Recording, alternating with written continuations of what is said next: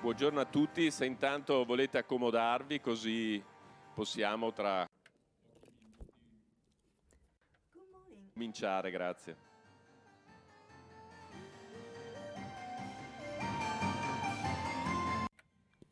Poi ci caveranno la musica, mi auguro.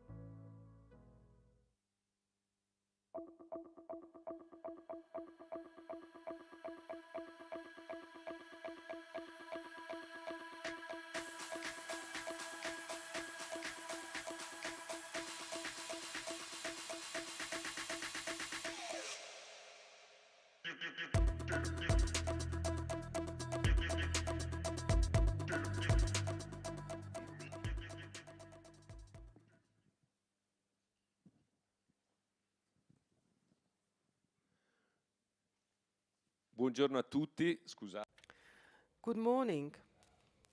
We apologize for our 15 minutes delay. We were waiting for people to arrive in this wonderful place in Vicenza. I'm very happy today to be able to chair this meeting organized by Vitevis out of several reasons. The first one relates to Vitevis itself, this cooperative group which, and I'm not exaggerating, is one of the groups that over the past years has done best in achieving wonderful results, not only in quantitative terms, but also in terms of its social commitment, which is fully in line with what it proposes today. Sustainability. You know that sustainability is extraordinary from the viewpoint of it being very strategic. Unfortunately, though, for a long time, it has suffered the fact that communication was based more on suggestions and emotions rather than facts. And now we should really stop paying lip service to this topic and be factual. Vitevis boasts by now a long story and history in this field, 10 years of work that testify to very practical decisions and results. So much so that it is really on the cutting edge in terms of production in relation to sustainability, which is a multifaceted topic.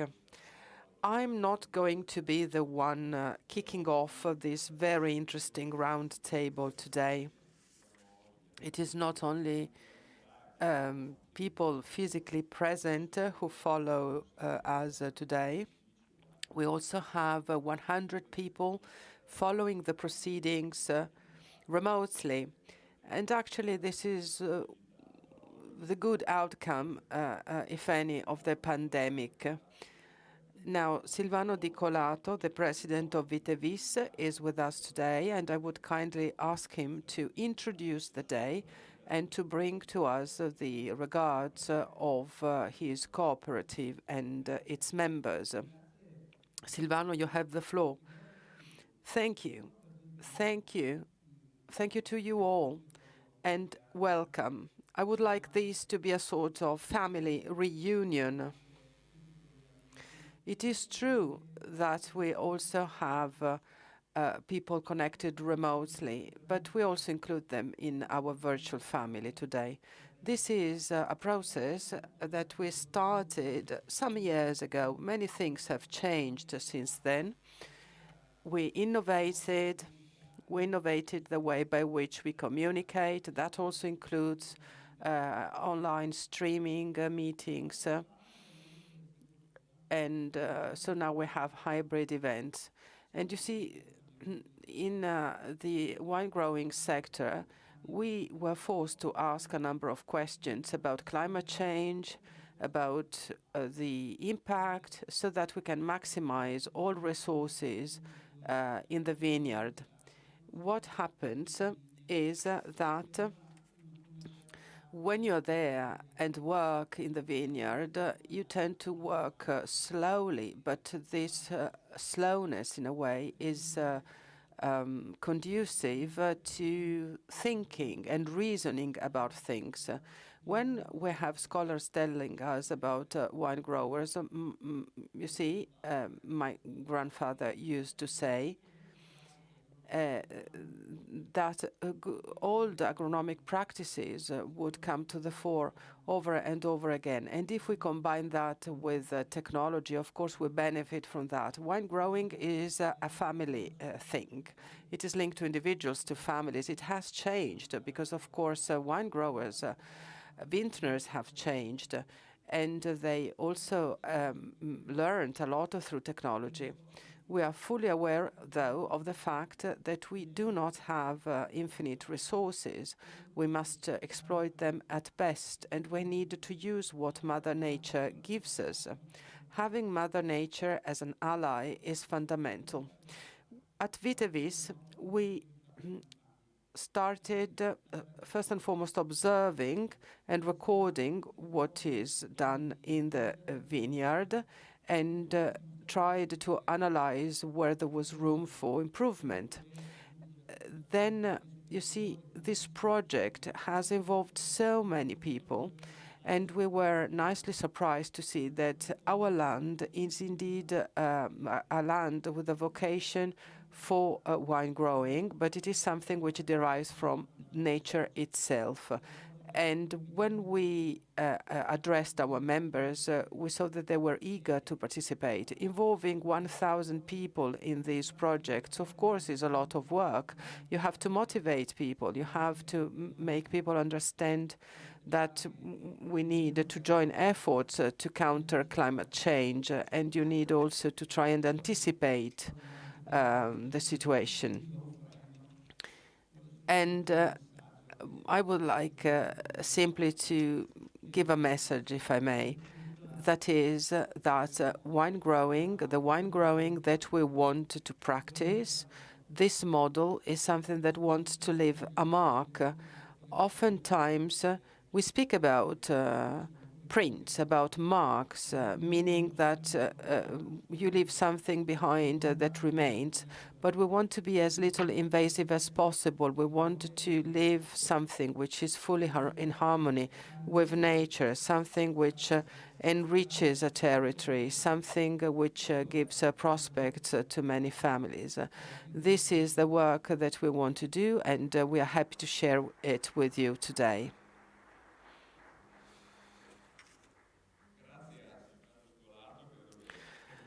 Thank you, Mr. Nicolato. Thank you.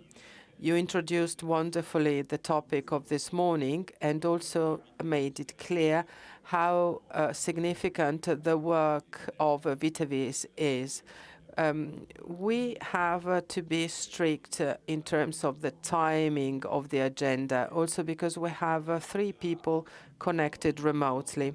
I would say that the title, Good Wines for Our Earth, Soil and Land, the Italian term terra covers all these English terms, entails that we are committed to respecting the land, and that also goes for respecting final consumers. If we keep our environment healthy, then we will all have a future. Thank you, Silvano. And you see, he has now to leave the place to the next speaker, because we have only 2 people on stage throughout the morning. Now, I would kindly ask Aurelio Bauknecht from Leighton to take the floor, and I call him on stage. Over the past days, we had the opportunity of getting to know each other, and I think that he is really the right person who can help us understand sustainability in terms of its historical evolution.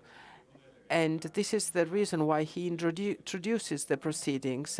He will also connect that to the market. Yesterday, we had a wonderful dinner, and he told us during the dinner how marketing is important in order to forge the right perception of sustainability on the market. So you have 15 to 20 minutes maximum to make this presentation. Normally, he speaks for 1 hour and a half, so thank you so much for being brief. Well, thanks to you. I am an agri-food marketer, and I'm also a narrator of sustainability in markets, trade in general. That includes marketing, of course. Once in a while, I'm invited to various contexts, as is the case today, to frame concepts with an entrepreneurial perspective. Sustainability clearly is a part of this culture of entrepreneurial culture, because it encompasses so many values which are largely still unexplored and untold. I would like now to tell you about the history of sustainability. You see that the title is The Histories of Markets and Sustainability from Ancient Times to the Future, Traces of Value for Wine Growing, for Viticulture. Value is the key word here. This is a date, as a matter of fact, and it is symbolic, 2022. Is it meaningful to talk about sustainability today? Should we really speak about being green and sustainability? since everybody speaks about them, and this might sound old and overused. Well, of course, the answer is yes, it is meaningful. We need to talk about sustainability, because the more we speak about it in an authoritative way, the better. Therefore, I would like to congratulate Vitevis on its decision to talk about sustainability of this year, because 2022 is a very significant year from this viewpoint. We citizens and you consumers and users all suffer the impact of climate change. I will not dwell upon that. I will dwell upon a number of topics which were very meaningful this year and which have not received full attention, unfortunately.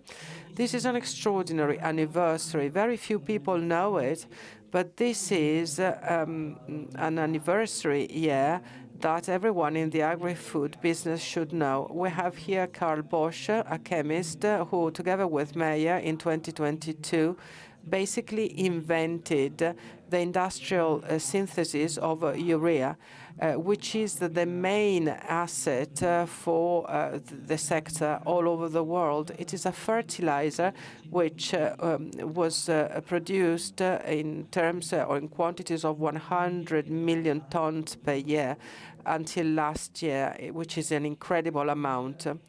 It is at the very basis of the protocol of fertilization. Mr. Bosch should be honored and paid a tribute to, along with Pasteur, Sampelli, and others who did so much in the field of chemistry for the impact of his work on our life. Despite this, I would say that very few people are aware of the anniversary. What about urea? Urea turns 100 years old today. 100 years is a long time, which means the technology has changed over this time span. I would like to ask you the following. Would a farmer be available to use a tractor from 1922, model 703? Or would a lorry driver be ready to transport from Sicily to Brenner products as he did 100 years ago? Or let's ask a person who, whether he or she would like to make a journey using a car from 1922. And this is actually pictures from that time. So, of course, they would answer no. But if you ask the same question about urea, the opposite answer is obtained. For some strange reasons, this technology, urea, is still cherished by many farmers. And there is a sort of reservation vis-à-vis technological innovation. There has been such an innovation, nitrogen fixating bacteria. Well, these are all new technologies that make an increase in yields and sustainability possible, and yet it's not so easy to introduce such technologies. It's a question of a business as usual. We don't want to deny the past. On the contrary, we have to glorify the past that has made our Western lives so easy. We need to acknowledge Karl Bosch and many others. At the same time, we must be able to reinterpret this past through new techniques and new technologies. And in 2022, something else happened, and this was also forgotten. Our politicians, our lawmakers, have changed the Italian constitution last February. This is not for every day. The Article 9 and Article 41 have been amended. Article 9 covers the key principles of our republic. I have highlighted the pieces or the paragraphs that have been changed. Well, the republic protects the environment, the biodiversity, and also So the animals' welfare has become a principle of our Constitution.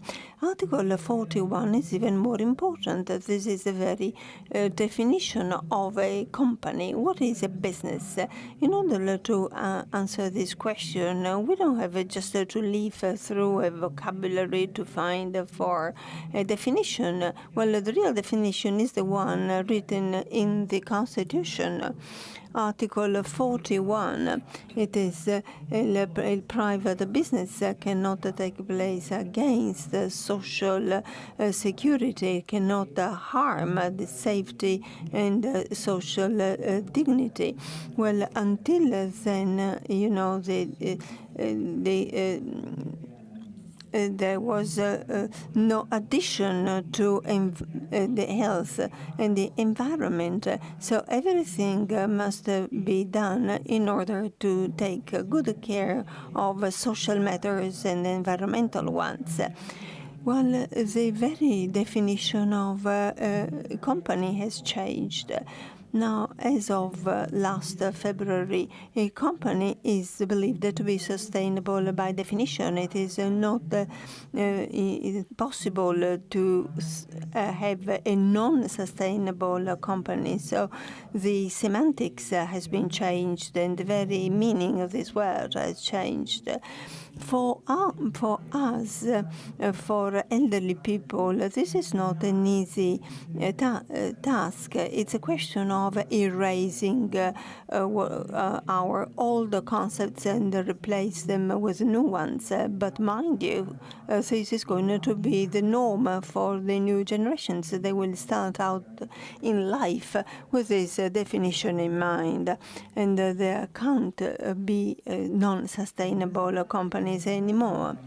Now, let's move away from an historical and ethical approach, and let's approach a commercial question. In 2022, something else happened. ISMEA published data about the organic food consumption.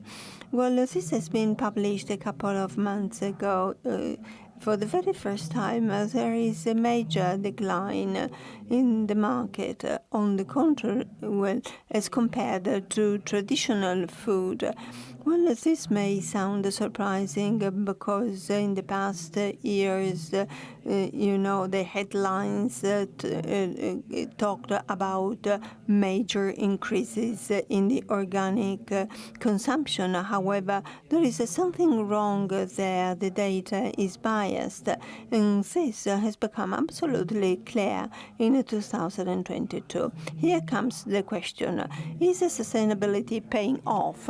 Is it worth for companies to make investments in sustainability? Well, this is a futile question because, of course, companies have to be sustainable. One is not compelled to be self-employed or become a businessman. If you do that, if you wanted to become a member of a business, then by definition, one has to be sustainable. We have to come to terms with the market, the turnover markups, and also certification. In functioning businesses, sustainability is all important. It's not just a question of certification. So here, I'm not expecting to cover the marketing philosophy in a minute, but let me show you what happens in the conventional model. There is a promise to the customer, please buy my wine, which is better than anyone else, and I tell you why. For instance, it is well balanced.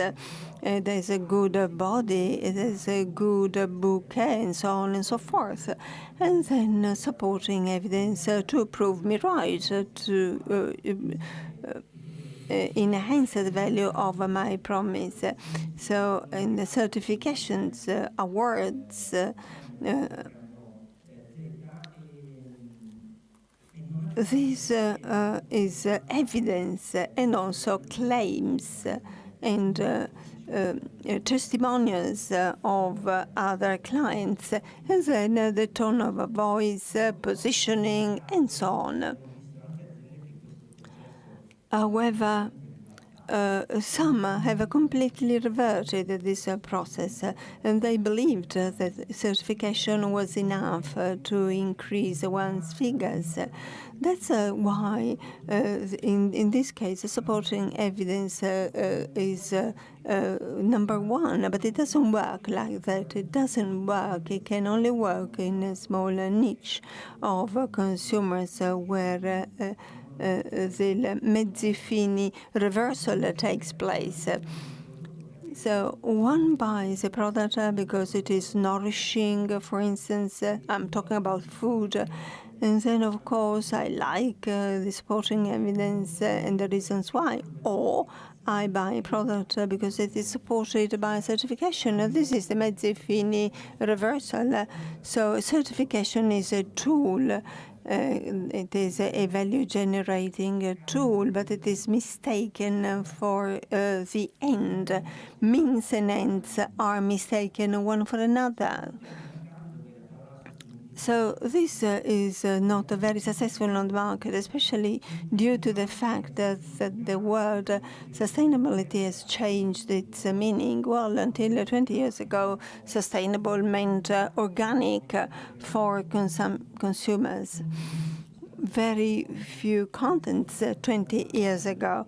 Now, there are 1,000 words: carbon footprint, water footprint, many other values, and sustainability has also been supported by some add-ons, such as economic sustainability, not only environmental, but also economic sustainability, and also the health consciousness. Well, sustainability is overlapping health consciousness. All marketeers must be aware of it. And also the perception of the present time, the words that we perceive in our minds are different from ever in the past and in the future. Here are some two very extreme examples. So in the history of Italian food, we moved away from gluten-containing pasta. So with the addition of gluten, now we have the gluten-free pasta. How was that possible? That's unbelievable. A time where gluten was a value, because the population was starving at the time. And now we have moved to a gluten-free pasta. This is the cream, the hazelnut spread, chocolate spread from 1951. If you read carefully, if you read the label, you can find the reasons why one should buy this product. Well, it is a very high number of calories. The spread was sold not because it was very good, but because it had a very high number of calories. We were so hungry that this spread was meant to put on weight. Putting on weight was very important back in 1951. Who would do that now? But indeed, we're talking about the same product. So understanding the imagery and having in mind the storyline is very important. It's important for corporate culture and for culture generally speaking. This is exactly what I'm concerned with. It is a subject that is very attractive to me. So this picture is it's a symbol. It is a tipping point in the development of the concept of sustainability. This is the very first picture taken by a man, a picture of Earth. The mission was Apollo's 8, 1968. Well, please think of yourself as a citizen in 1968. I have an app where I am connected to the orbital shuttle, and I can see the webcam, so you understand how much is available to us now. In 1968, citizens had never seen Earth like that, and for the very first time, citizens, thanks to NASA, realized how beautiful Earth is. This little grayish dot. Well, this picture has boosted the love for environment and sustainability. This picture was taken in 1972. It was taken during an Apollo's mission. It is the very first comprehensive view of Earth. It is an historical picture. If you don't remember it, I'm sure you've seen it anyway, and it is part of your imagery, and it is supported by a number of image-creating values.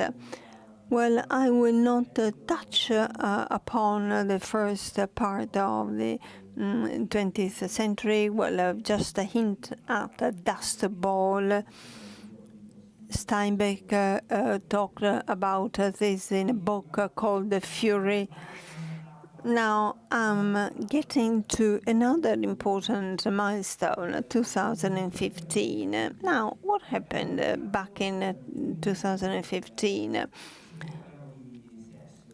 Now, if we talk about beauty, technologies, war, or sex, or many other values, if we talk about the so-called archetypes, well, we will all feel comfortable addressing these issues. This is not the case with sustainability. We talk about food and fashion, technology forever. I mean, these are common subjects of conversation since we have been born. But this is not the case with sustainability. Sustainability is a very recent concept that made its way only in 19th century. It is a new concept that is not our second nature, unlike other similar concepts. There are many drivers that have made the sustainability semantics better known is religion. Religion also played a role. But it took a long time for a religion to do that.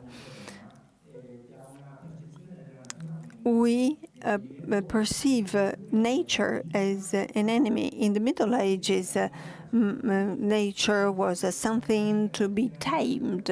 The woods were to be uprooted in order to cultivate, and the mountains were unknown spaces to be feared.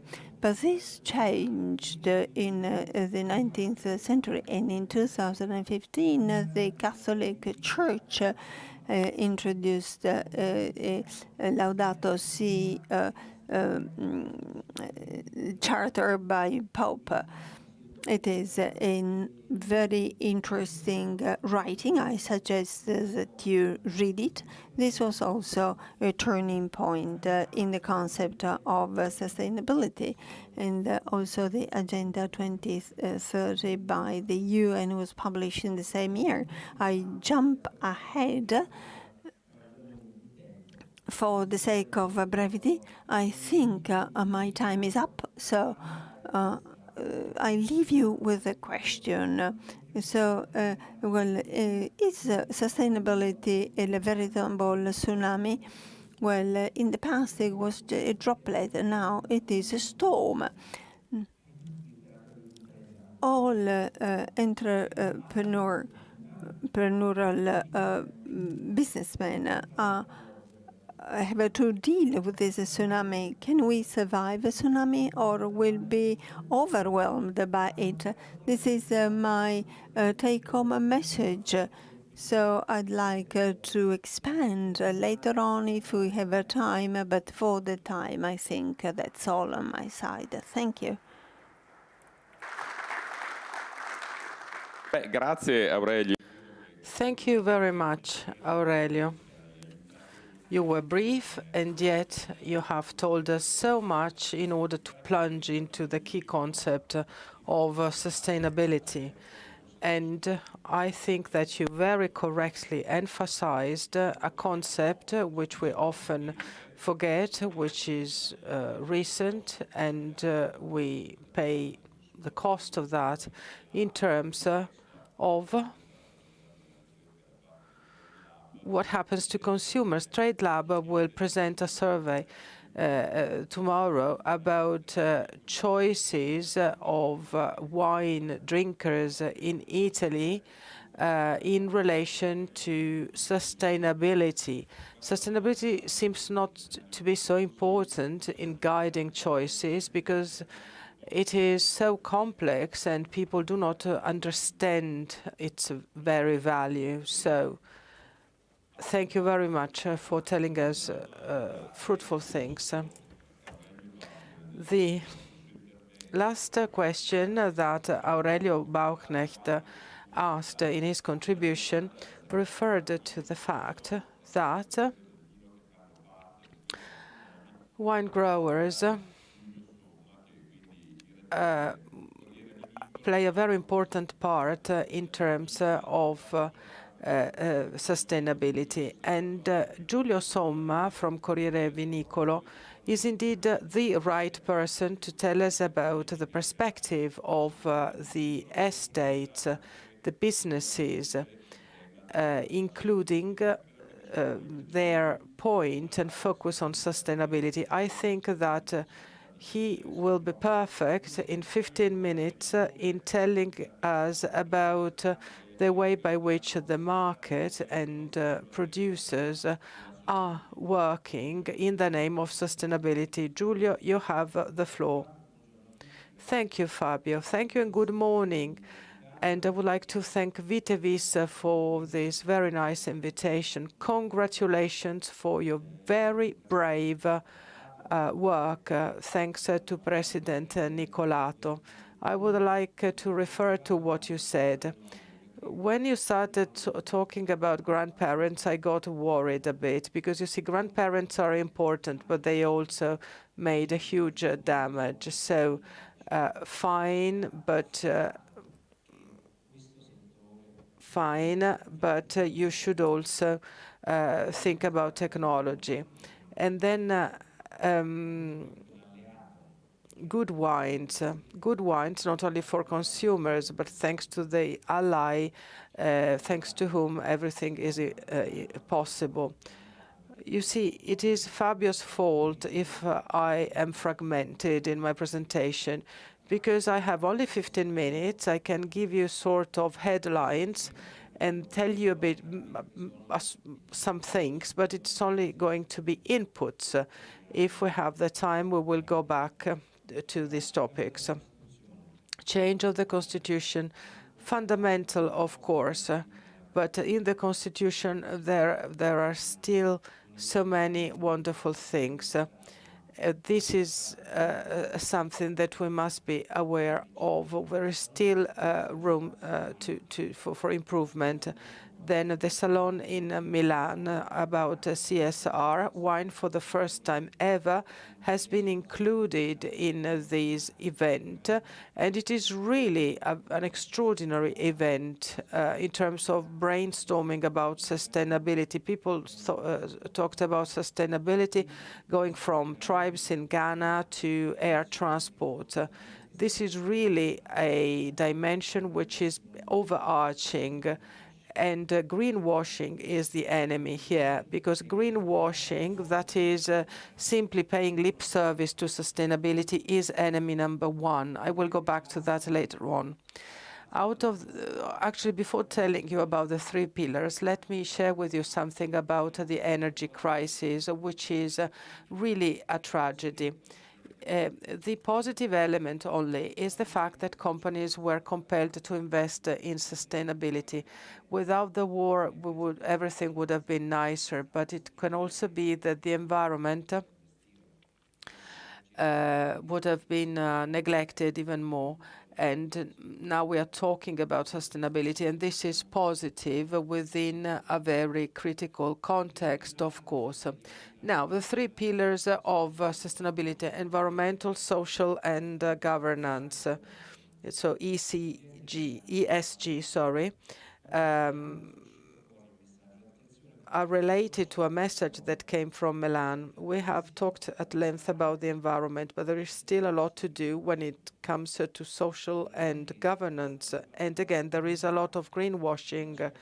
It is not that you simply tick items on a checklist if you have a sustainability balance.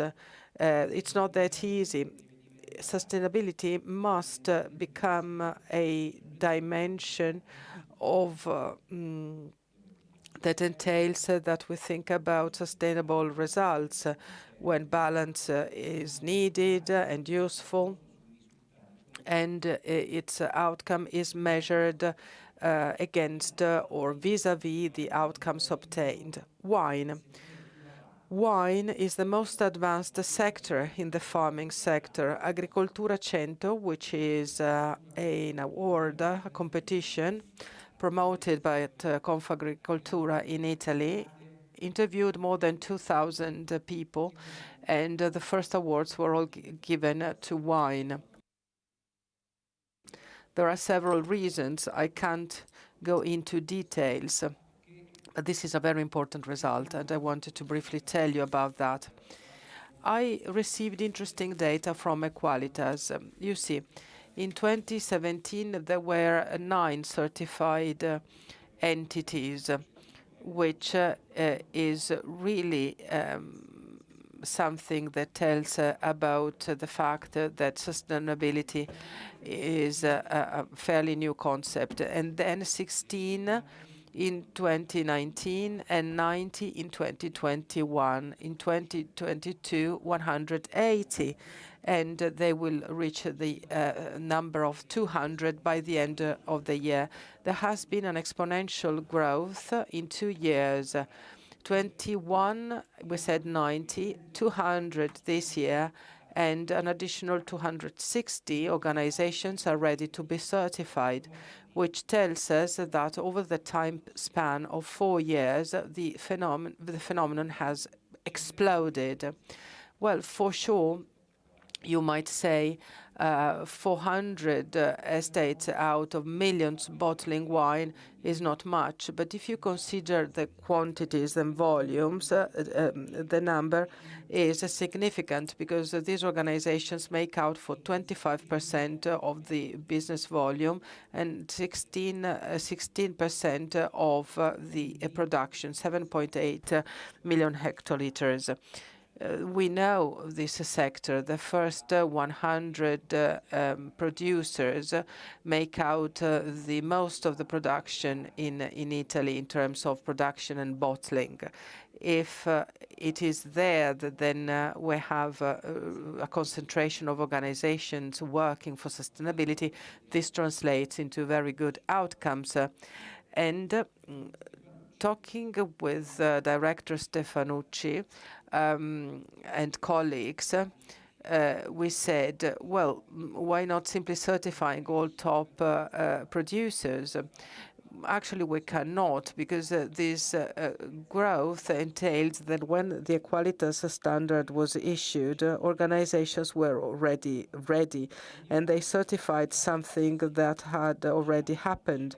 while in order to add the next 100 to 200 organizations, we will need to wait longer because organizations that have not started that pathway yet, they will need to put money, to invest a lot of time as well to get to the status which can be certified, which means that we will move from exponential growth to a slower growth.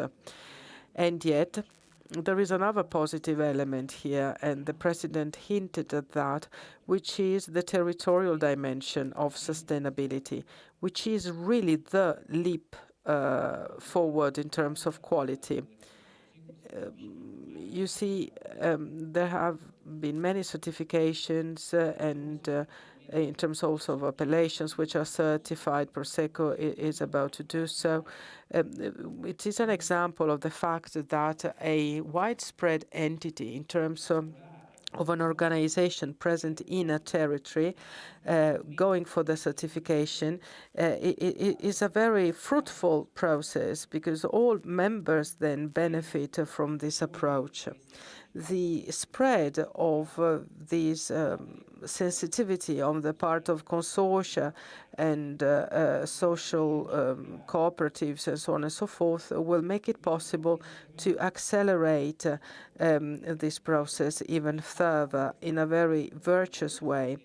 I was told that calculation systems are being devised to calculate the footprint, the ecological footprint for entire areas, and that is going to serve as a basis for all producers who want to be individually certified. What we need is an overall approach encompassing Italy as a whole. Now, finally, after 2 years, we will have the issuance of the single sustainability standard, which again is only a starting point, and yet it is fundamental because you see, Italy is one of the very few countries in the world that issued and adopted an accessible standard.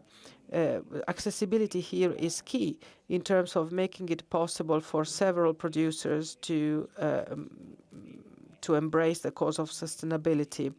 Controls have to be very, very strict. Criteria must be fixed and certain, and outcomes must be measurable. Well, together with the ministry, Vitevis is working so that in 2023, the instruments at the disposal of organizations be more stringent in order to be certified. And this also entails that we expand the SQ and PI approach.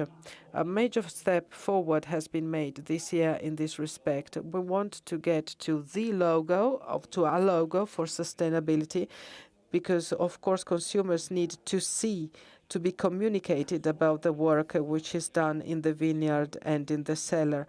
If we do not do that, we lose also in terms of competition, because other countries already have their logo, so we need the logo.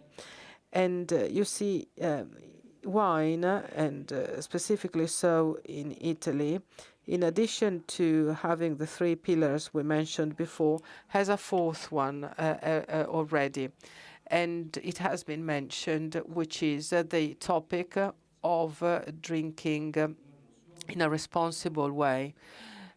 So we have the 3 pillars that we said, the ESG basically elements, and then there is this 4th pillar, which is not always present, which is that of not abusing of alcohol, and this entails that producers should have a role in this, in educating consumers. The World Health Organization is attacking wine at world level and also in Europe. Think of the latest resolution in Tel Aviv. And it is something which creates concerns because it can entail a crisis for the market. In addition, we have the problem that the cultural dimension of our produce is not recognized, which is a distinctive feature of wine vis-à-vis other beverages, so to say. And we have a unique culture here, a unique tradition.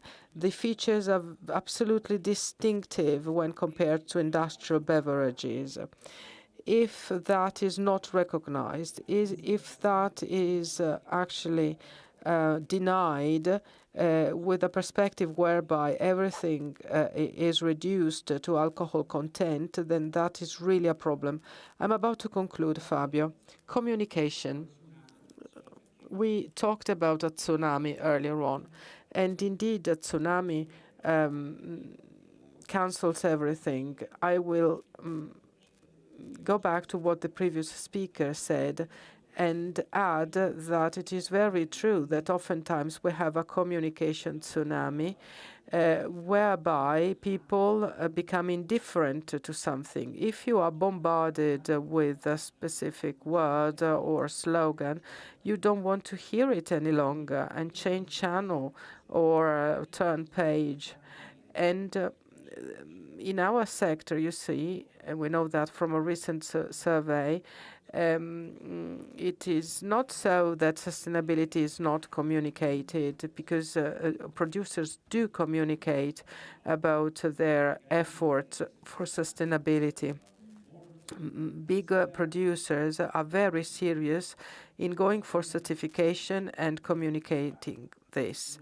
And yet there is also another group of organizations in between, so to say, between those who communicate and those who do but do not communicate.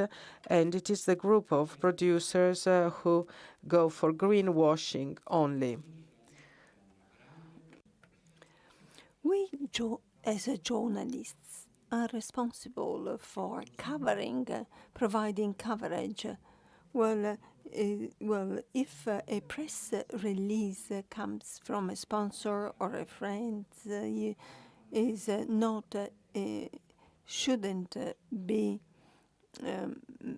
misused. I mean, if you recover 3 corks, that's not a cyclical economy. So there is an intermediate strip where there is no certification and companies go each one their own way.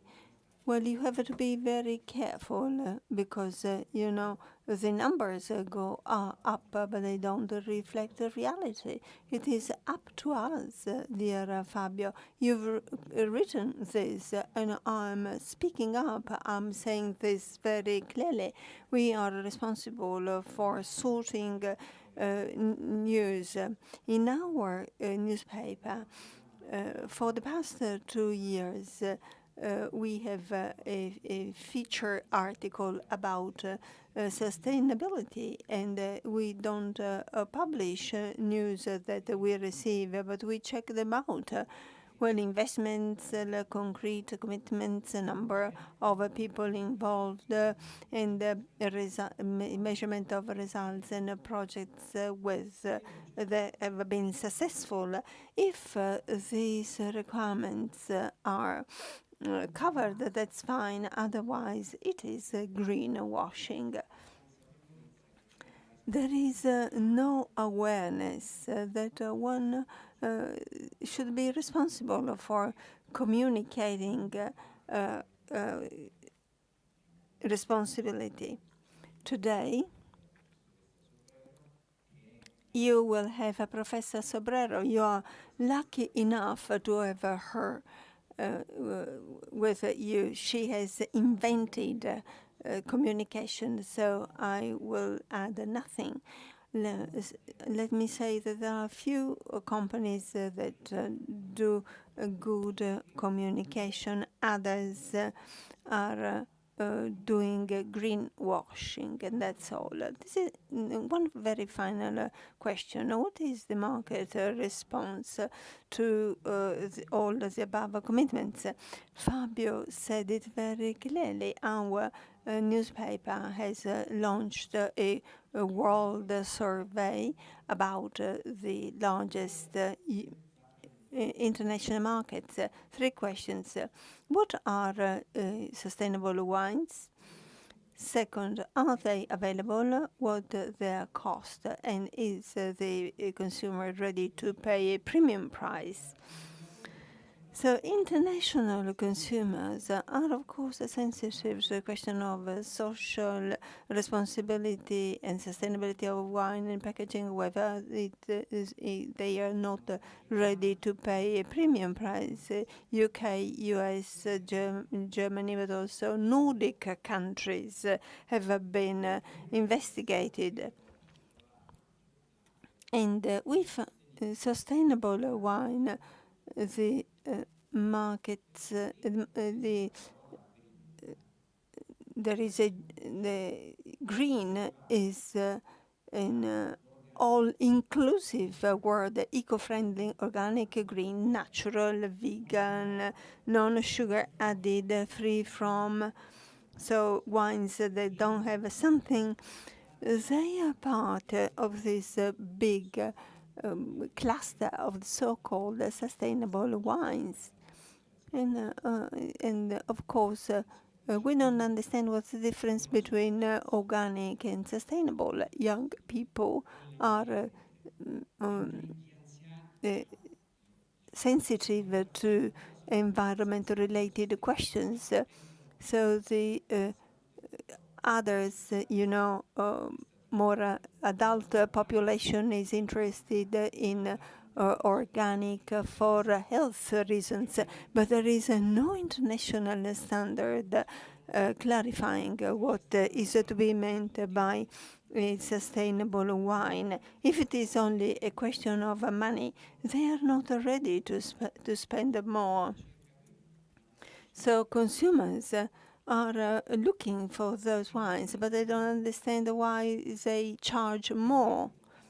So why should we invest on sustainability? Because it's going to become a must. It's not going to be a choice in a while. In the near future, the sustainability will become a requirement to be able to stay on the market. So even if you don't have a short-term return on investment, you have to invest anyway, longer term. And then research carried out by some university showed the following. Why are we looking for sustainable wines? Because when asked how is a wine made, the industry is unable to answer. Transparency is needed. It's not enough to take the guests or people to the vineyards, because the wine is not made in a vineyard. The wine is made in the cellar. So we must be able to explain that our wines are natural because they are the result of grape fermentation. Thank you. Beh, Giulio, grazie anche. Giulio, thank you so much for having stressed a number of sustainability-related issues. Now, the mistakes are made in portraying the question of sustainability. Sustainability, in my opinion, requires that the production approach and the production practices must be changed. And we, the press, we have to inquire the different requirements in terms of management. Well, this is a cultural revolution. Well, it is certification is just a part of it. It is something that led to something dangerous. What I mean is that many companies are thinking of being able to self-certify or auto-certify and tell the public what they do in terms of sustainability. And they think that they're the trump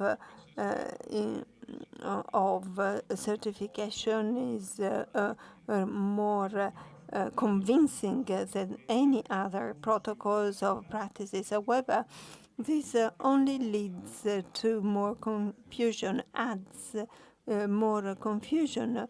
And the Sonoma University said something very undeniable, that is, there is a little transparency in the communication of wine.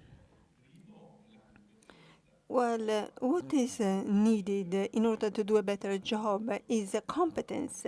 You can disseminate information if you know what you're talking about. And the second one is the freedom of thought that cannot be harnessed or restrained by sponsors or other limiting factors, because if we did that, that would be the end. Well, I have given some comments in order to buy time, because we have Sarah Norrell. So I introduce Sarah Norrell. Giulio talked how the markets are responding to different wines. She is responsible for Systema Lager, that is the institute that is in charge of imports of wines and alcoholic beverages into Sweden. So she is the best person to share her vision and to tell us what is taking place in the Nordic countries. With us. Good morning, Sarah. Hello. Hello. So I don't know if you can see this beautiful theater. I hope that next time you will be in Vicenza. I can't. Yeah, you must come here. It's really beautiful place. So first of all, I want to thank you very much, because for us it's very important to have you in this conference, because we are talking about sustainable in the wine system. And I believe that Sweden is the market that maybe you start earlier compared with other markets to understand the importance of the sustainability in the wine production. So first of all, could you give us some impression regarding the evolution of the sustainable wines in the Systembolaget system? So just to start, to give us some your idea, impression about this important subject. First of all, thank you so much for inviting me. And sorry I can't speak Italian very well, but I understood that it was a lot of sustainability in the introduction you did and the gentleman speaking before you.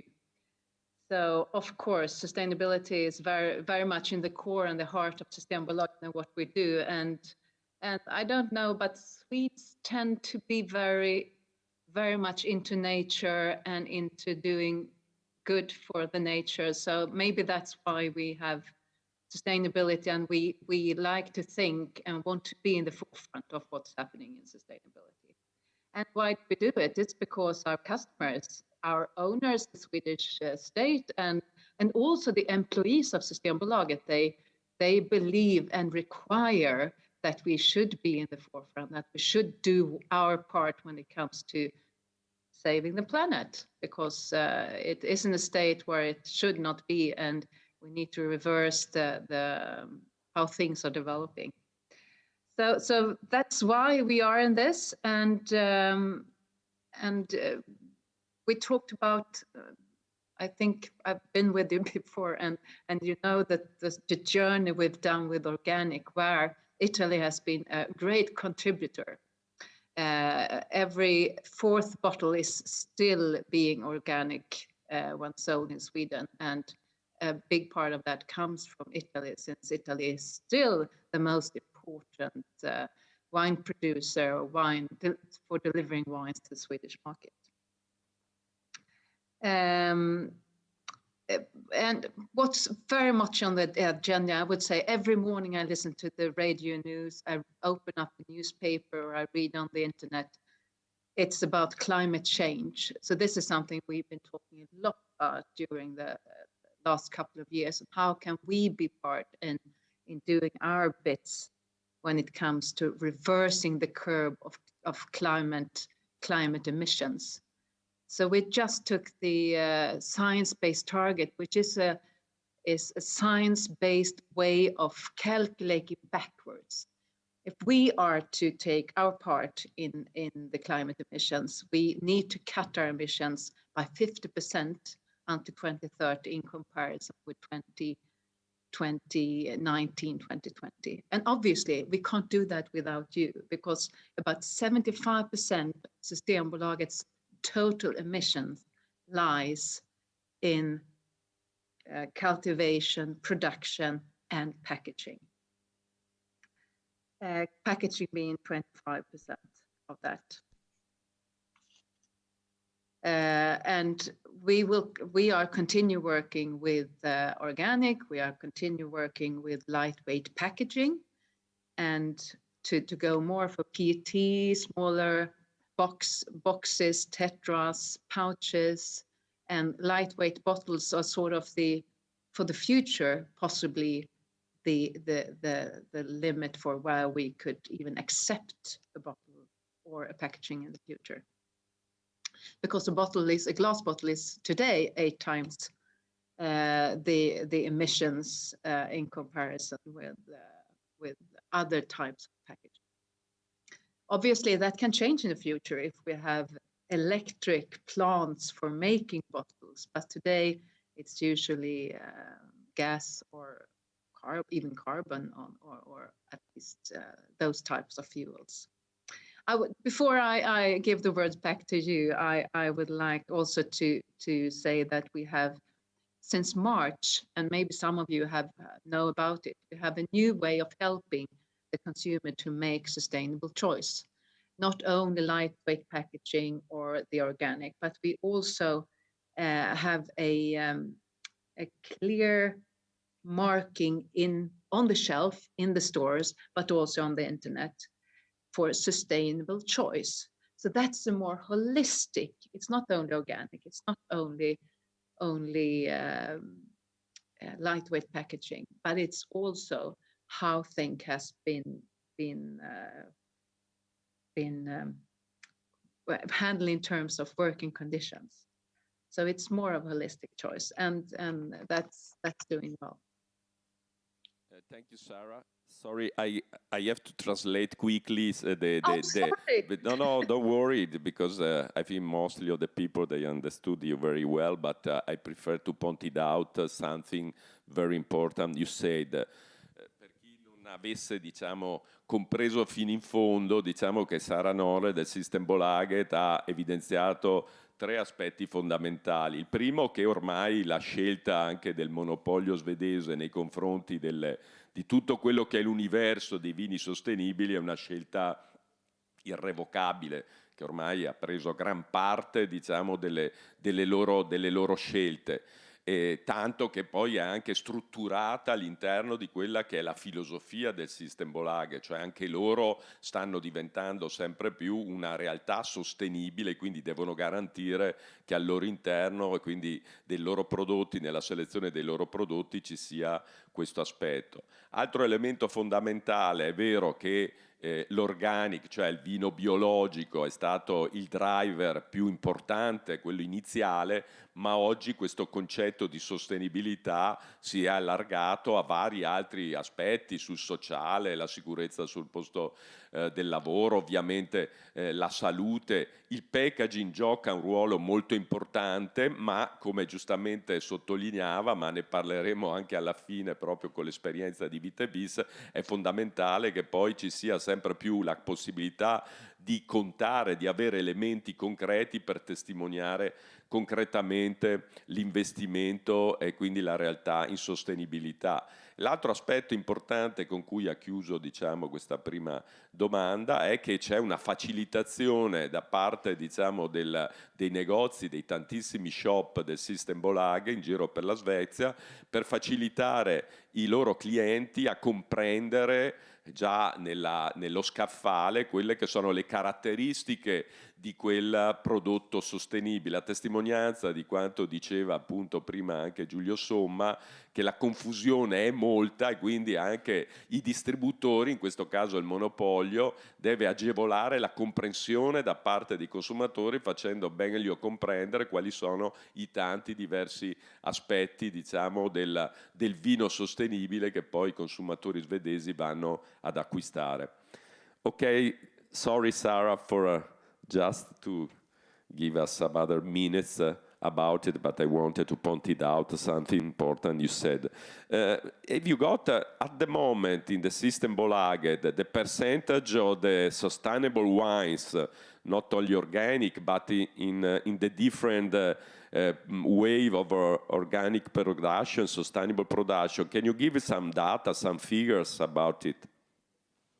Obviously, this is important because you need to know as a producer or supplier to Systembolaget that it's worth investing in these new, more sustainable products. So I just told you that we are still 25, more than 25, I think it was 25.6% of the wines being sold in volumes are organic. So obviously that makes a difference. And if you're not in organic, you will lose market share possibly. So when we talk about the climate efficient packaging, now almost 60% and 2 more percentages than last year is on any other packaging except glass bottles. So 60% of wine sold are in more sustainable packaging than glass bottles. When it comes to our sustainable choice, in March, 15% of the wine sold got a sustainable choice etiquette on the shelf.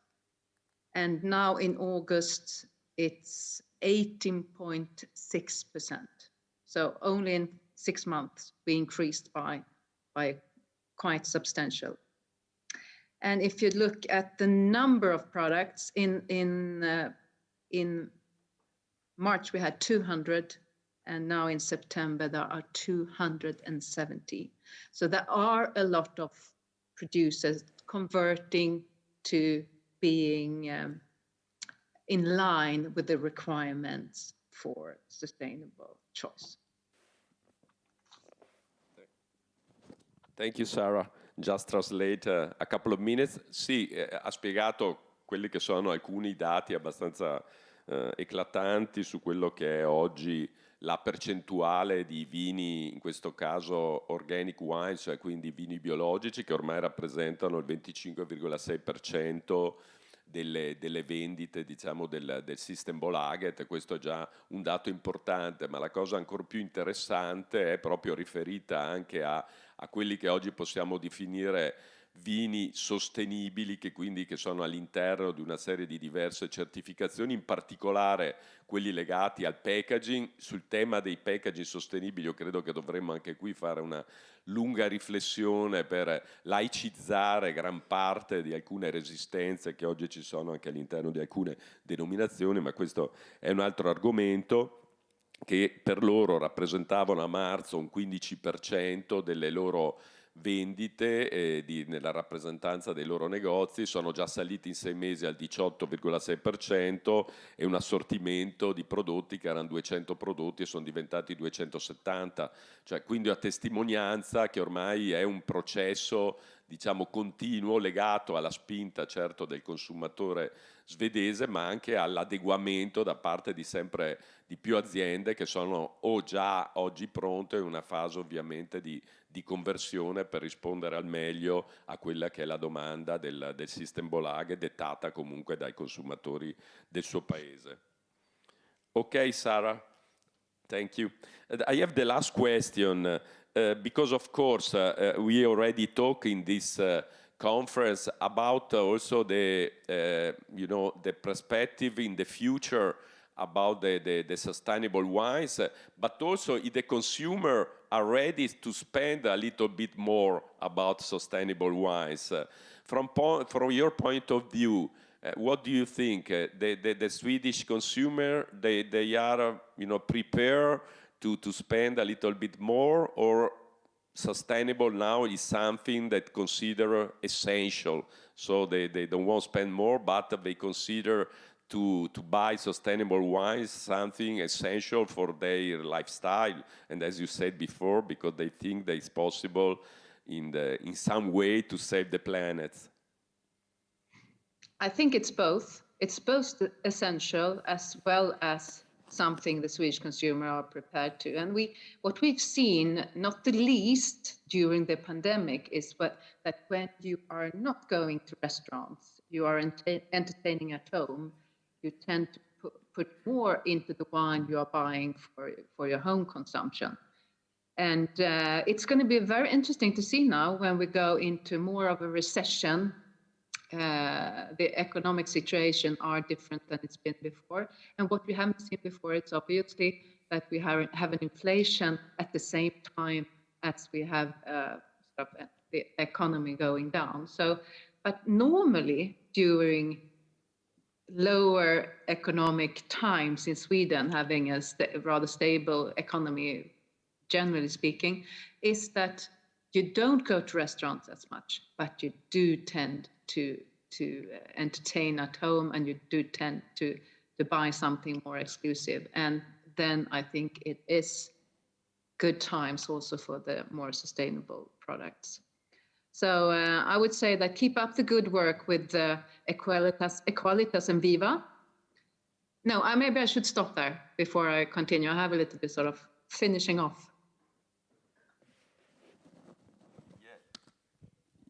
Sì, ha ricordato giustamente come anche da loro le crisi economiche hanno un impatto, e quindi anche l'inflazione c'è anche sul mercato svedese, e questo da un lato inciderà comunque anche nella disponibilità economica del consumatore svedese.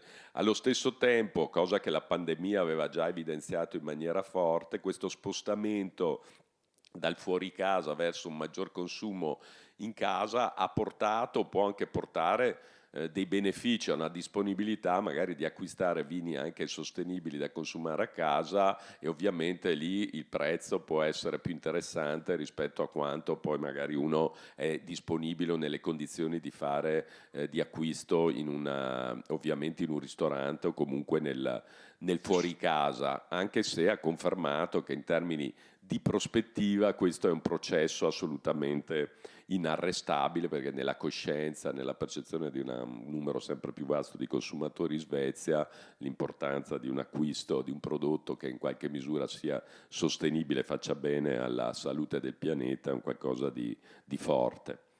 Ok, Sara, Yeah, so before finishing off, I know time is running out. I would just like to say, please continue working with the Viva and the Equalitas certifications that you have in Italy. I think it's very important to have certifications so that we can rely on the what we put on the label, or what we say that wine live up to. Work with harmonizing the certifications with other schemes around the world. That's also something we try to be an engine in doing, in order to make it more easy for the consumer in the end, because that's important. And continue delivering good organic wines, and help us to cut the emissions in the supply chain, both when it comes to packaging, but also to cultivation and production. And do you have any sort of feedback or any ideas on that? Please be in contact with us. Thank you, Sarah. Really, thank you. It was really a pleasure, and you gave us a good help to understand better what's going on in Sweden, but also to encourage us to follow the sustainable production in Italy, that we are very involved at the moment. So for us, it's very important to have your point of view. So really thank I you. also, in the chat, I also gave where you can read more about what we do on sustainability in English on our website. So it's omsystembolaget.se/English. Oh, thank you. Thank you also for this information. I will give that to also our audience. Thank you. As you soon, maybe next time in Italy. So it will be Hope really so. fine. Thank you. Have a nice day. Take care.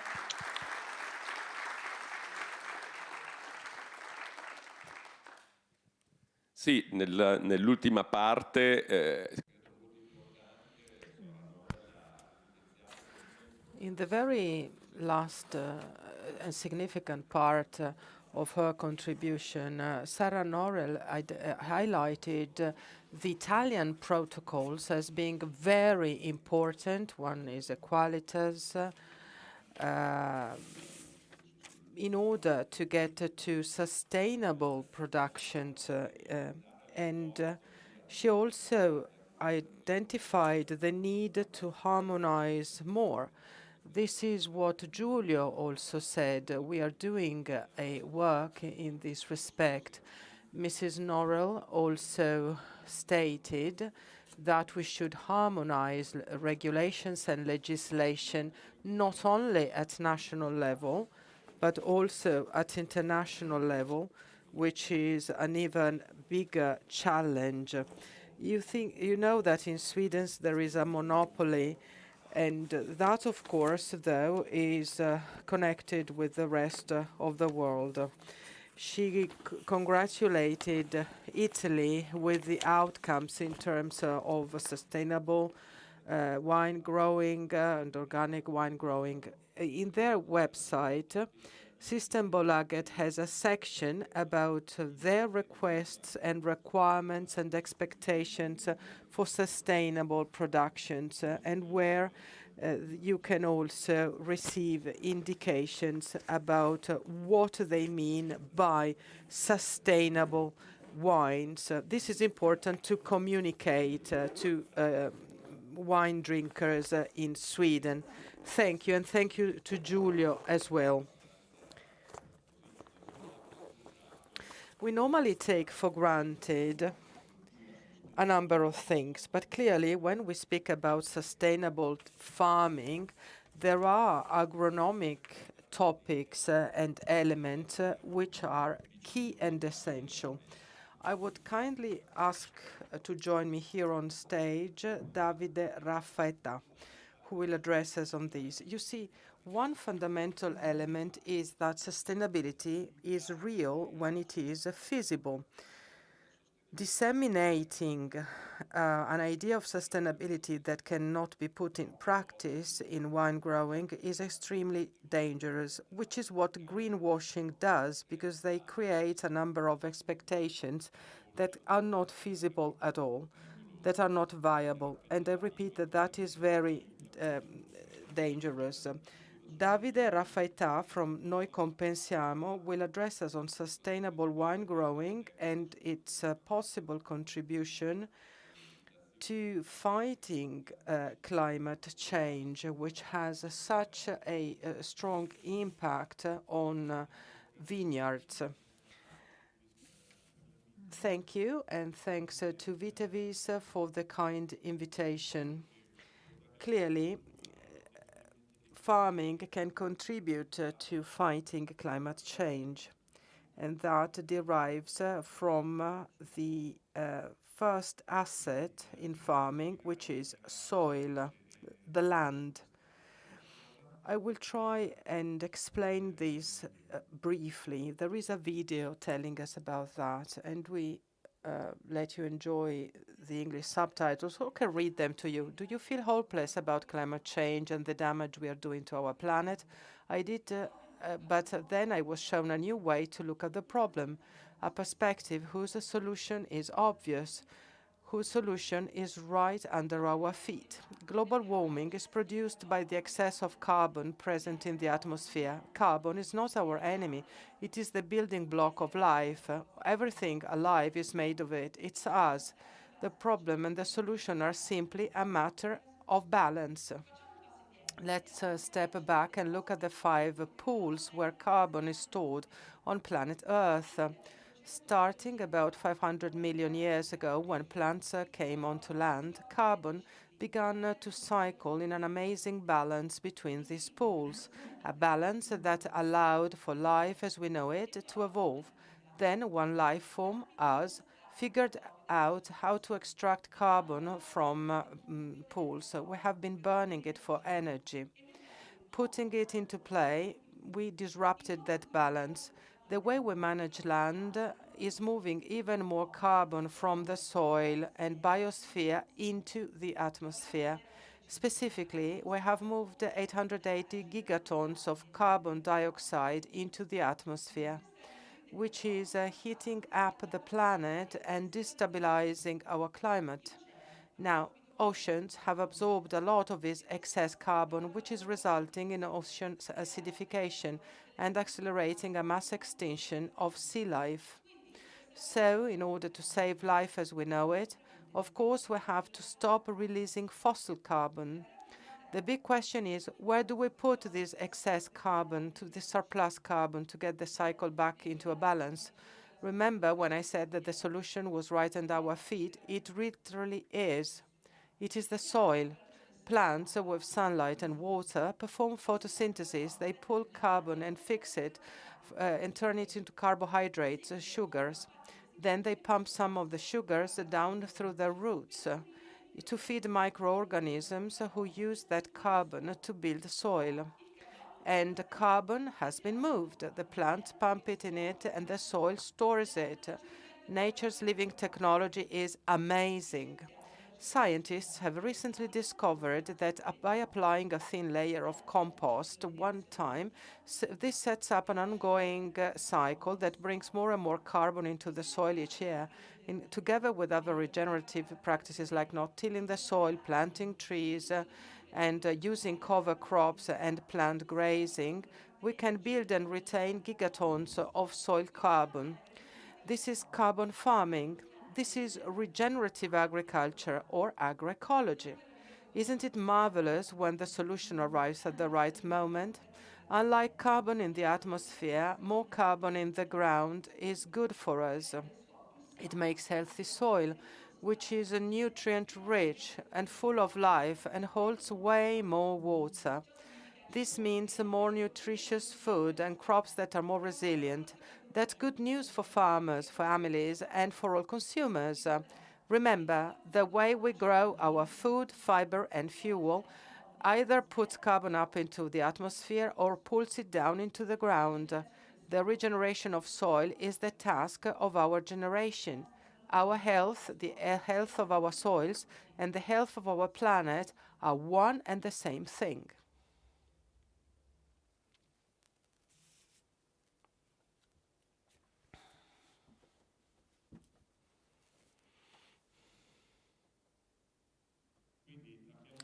We saw, therefore, in this short video, how important the soil is and what soil can do to contrast climate change.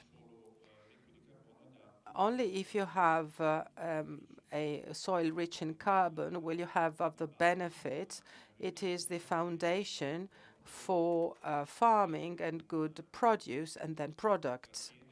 It retains and preserves biodiversity. It actually hosts 1/4 of the biodiversity of the planet. By capturing carbon, soils help combat climate change. In addition to that, we can also work for water, meaning that water is filtered, stored, and then released in a more correct way when actually plants need it. How can we then help this process and support this process? These good practices are various and they derive from ancient practices, farming practices. Some are well known to all of us. Cover crops so that the soil is not left naked. Then the pruning remains are included in the soil. We reduce tillage, even no tillage is an option, and biochar is used, which is by 80% carbon. All this helps improving the soil, and the plants derive benefits from that. What about benefits? The advantages entail protection against erosion, less use of water, which means less consumption and therefore savings, which can translate into an economic saving for farmers. We improve biodiversity of the soil with a series of additional advantages. It is also possible to have carbon credits, which are a financial instrument per se, which give the possibility of neutralizing emissions of producers that otherwise would have no possibility to do that after emissions have been created. And this is what we did with Vitevis, because clearly, since we see to the management of farming soils, the good practices by Vitevis are deployed. We did that with 90 farmers, and that has led to a positive balance. What I mean is that we made a balance, including emissions deriving from the usage of fertilizers, chemicals, fuels, and the storage of carbon in the soil. The balance was positive, meaning that the soil stored carbon. Basically, agriculture, therefore, has the possibility of contributing to climate change. We only need to spread good practices, these good practices, to the entire farming sector. Thank you very much. Thank you. Thank you, Davide. Thank you also for being so brief. Well, we had agreed that I should be brief, so thank you also for being sustainable from that viewpoint. I would say that oftentimes we underestimate the role of farming in the various forms for sustainability, including the reaction to climate change today. We spoke about that with colleagues before the conference, and we actually said that our impression is that, and what I'm about to say is related to policies, of course. So I was saying we have the impression that farming in general lately has gone beyond the political perspective, which is something which might also be a source of concern because of the role of farming in protecting the environment in all its forms, including the social aspects related to nutrition, which were recalled earlier on, and also in relation to drinking moderately. All these aspects are very important, and yet it seems that politicians and decisions makers have not grasped the important role performed by farming and wine growing specifically. There is an economic value attached to that. Now, I kindly ask whether the next speaker is connected. She is indeed. And The next speaker is actually Professor Sobrero, Rossella Sobrero from Coinetica.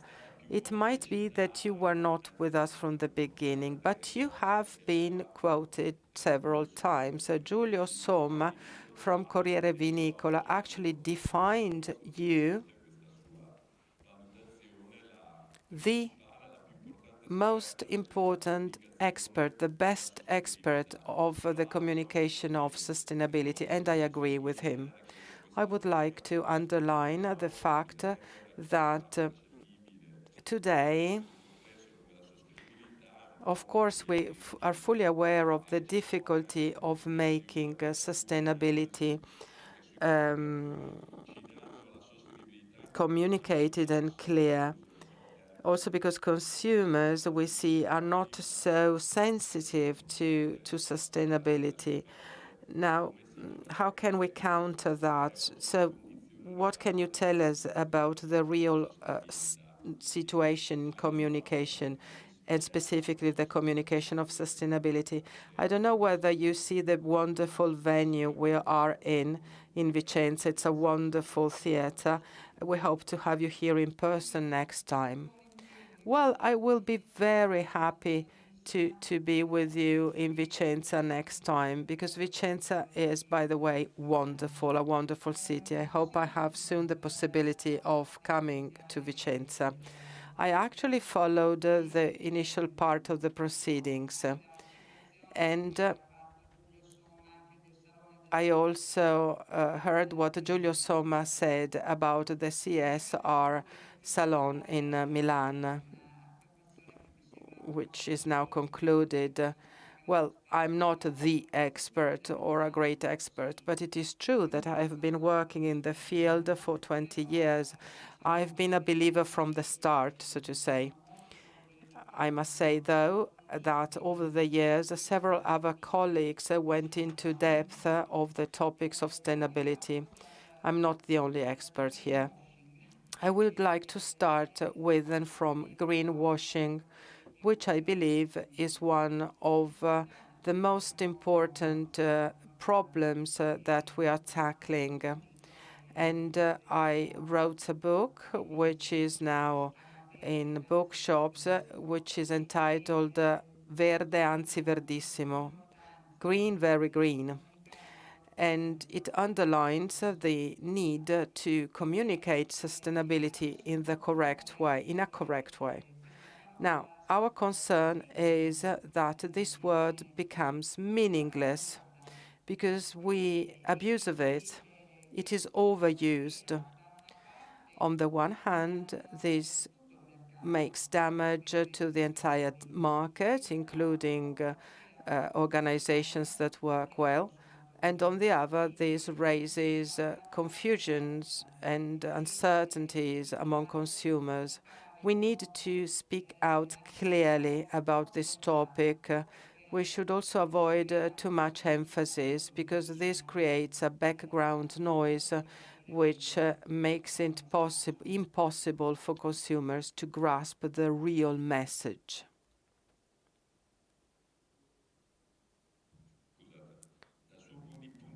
So, do you think that there can be specific ways by which we should communicate?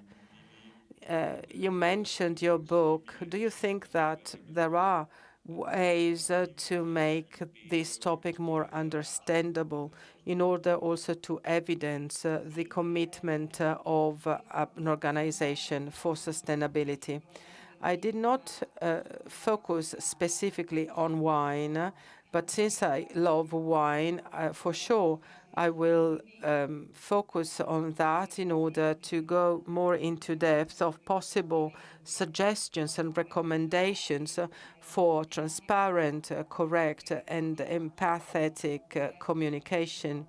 We should always remember that creating empathy is always key when promoting, on the one side, a product and those buying it on the other.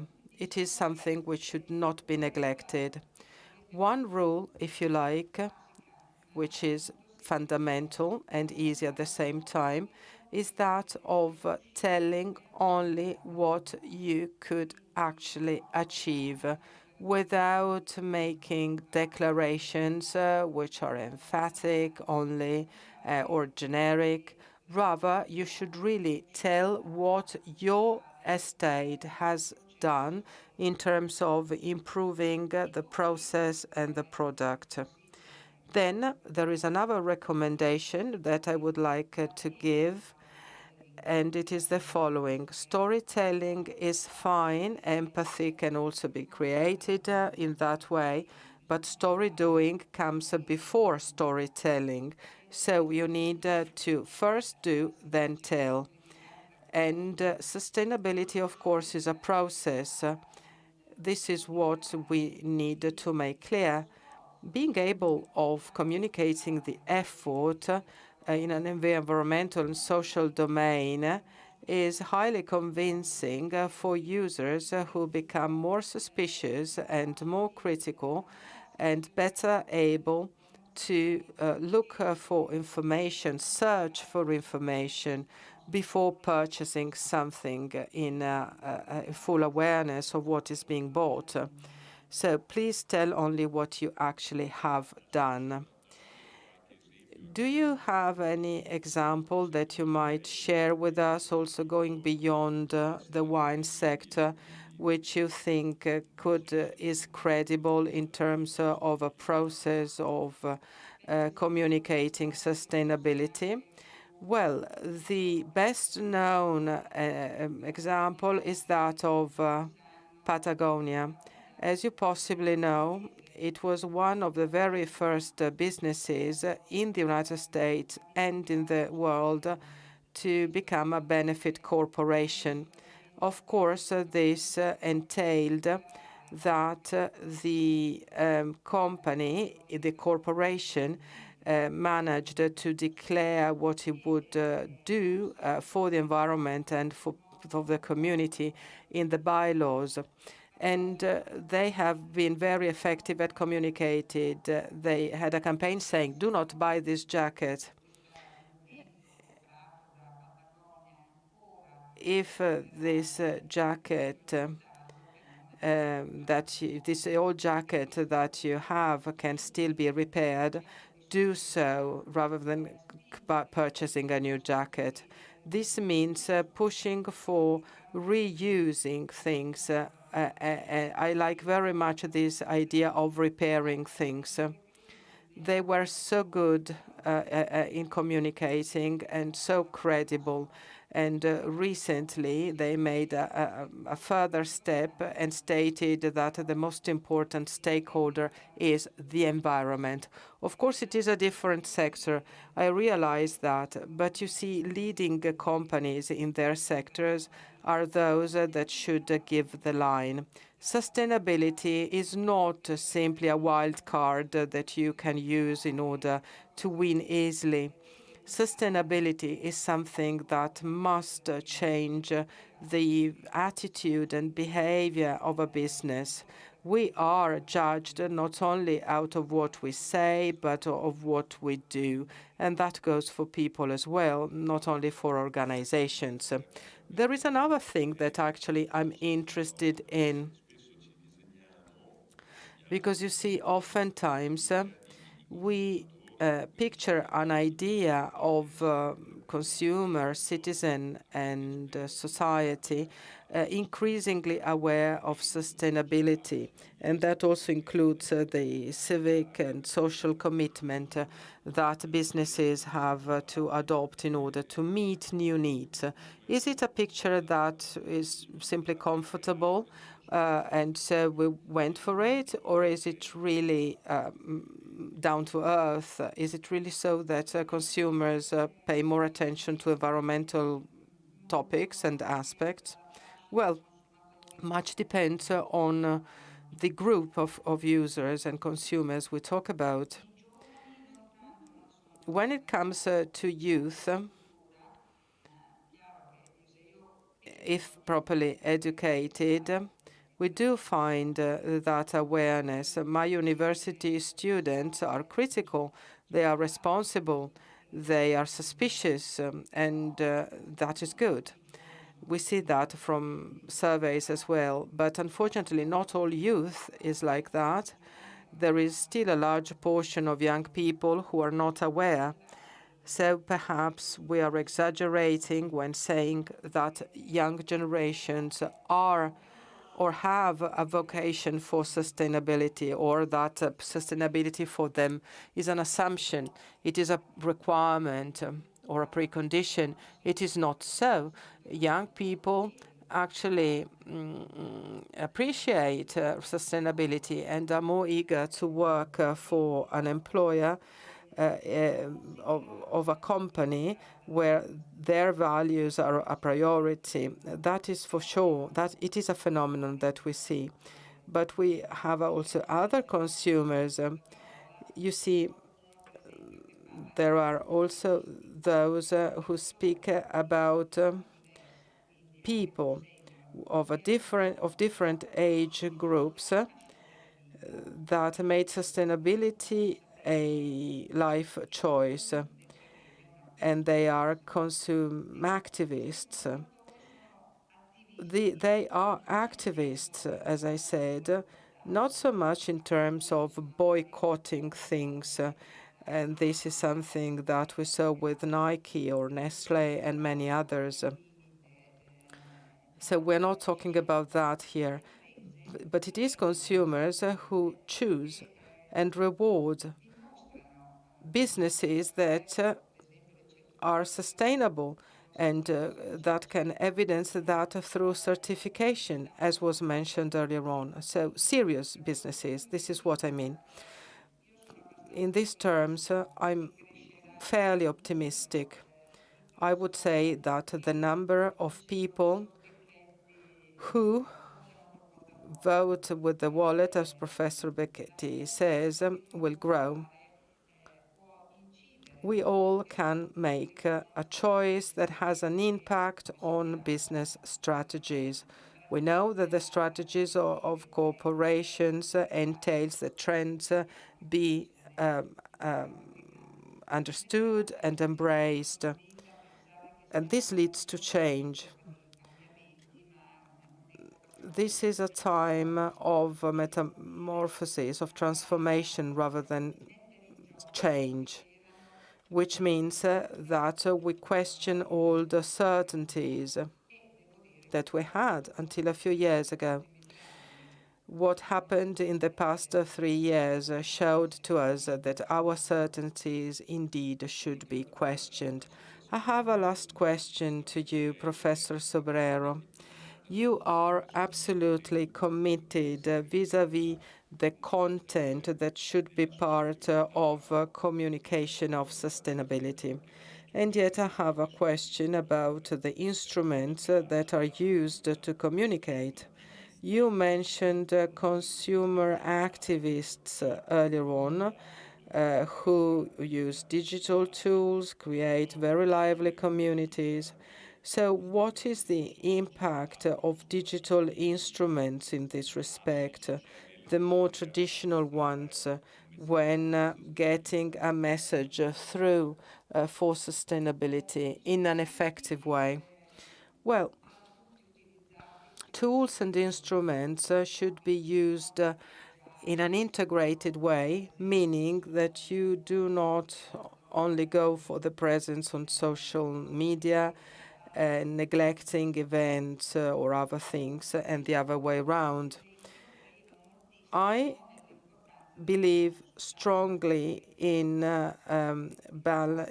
sustainability reports, because these have turned from being a reporting and accounting tool to being a means for communication, whereby you tell not only investors but citizens at large what the business is doing, what the corporation is doing. We have organized the Oscar ceremony for sustainability for a number of years, together with University La Bocconi. And we have seen that sustainability reports are key in this respect. Specifically, I think that they are convincing if they state what objectives have not been met yet. This makes them credible. Telling things in a positive way is correct, finding the right words to do so. And yet, telling also what objectives and goals have not been met, also due to external factors, is important, because this is a message or an evidence rather, of being transparent.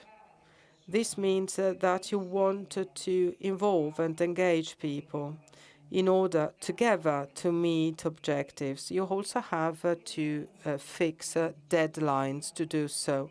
This is one instrument. Digital communication is certainly key. We can't do otherwise today. I believe, though, also very much in internal instruments, the ethical code, environmental policies, policies on human rights, and so on and so forth. All these tools, if used properly, can help a corporation to defend against accusations of greenwashing, which is a major step forward, I think. Thank you so much. Your contribution has been precious. Thank you so much. And I hope that there are new opportunities to exchange views on this topic that has been the core of your work for many years now. This is fundamental to testify to the credibility of many organizations also in the wine sector that deserve to be visible because they are working so well. Thank you. Thanks to you, of course. Thank you. I think that Professor Sobrero as well contributed very nicely to shedding light on the multifaceted situation when it comes to sustainability, also in terms of communicating effectively. Thank you. Thank you very much. Now, I would like to call on stage the hosts, Alberto Marchisio, and possibly also Davide Mascalzoni. Davide Mascalzoni has been the mind behind the organization of this event, and we wanted to have conclusions with the organizers, and then Carlo Petrini will conclude the meeting. Their experience is what brought us here this morning to Teatro Comunale di Vicenza. Thank you very much. Alberto, you have the floor. Thank you. Thanks to you for accepting this invitation, which is very important to us. It is important because it is the first time, possibly, that Vitevis, since its start, is doing to a larger audience. So far, we simply focused on working and laying the foundation to tackle this sector, which so profoundly needs innovation and cooperation. Hence, our deep gratitude for this event and for this start together.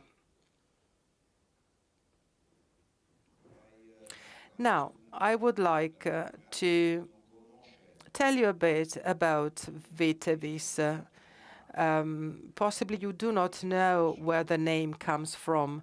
Vitevis, as a name, was chosen as a name in 2015, making reference to Latin vitae vis, meaning the strength of the vine, which translates into the strength of a group of people, of a cooperative, with a view of making it possible for these people to speak.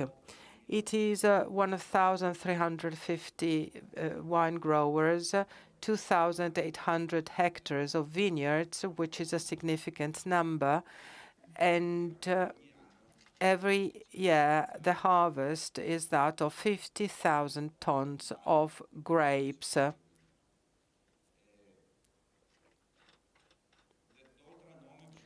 In addition to finding the name, a logo or symbol should also be found. We wanted to bring together the place, the tradition, and innovation. We looked at the drawings by Palladio when drawing La Rotonda, and we thought that that layout was really a representative symbol for us. So that was the starting point. That was the inspiration. We included there that V letter, which is a sort of simplified version of a bunch of grapes. You see, we wanted to go down to the essence, and the essence in vine growing and wine making is what the Vitruvian man indicated. That is to say, that tradition is key, and this is where we have to find our roots. And our roots are in the soil. We need then to combine innovation with innovation in the cellar, in the production, in order to make our consumers happy. So this is the map that I would like to use as a reference. This is our introduction.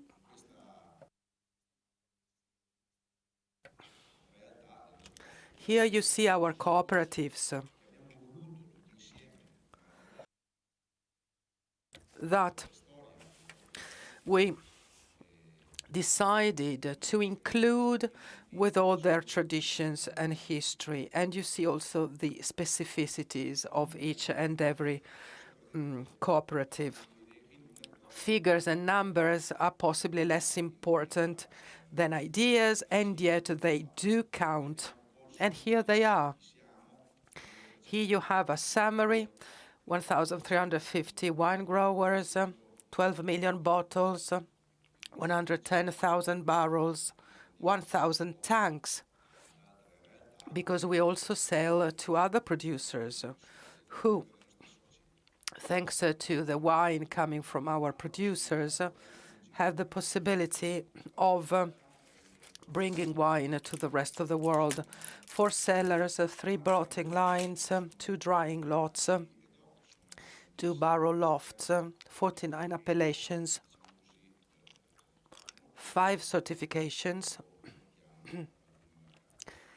So this is a very important package. I repeat it, 5 certifications, 65 million turnover.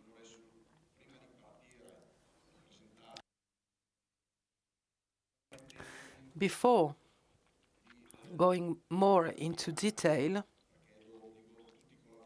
I would like to thank all our people for working with such a determination, and the board for accepting the challenge that we took.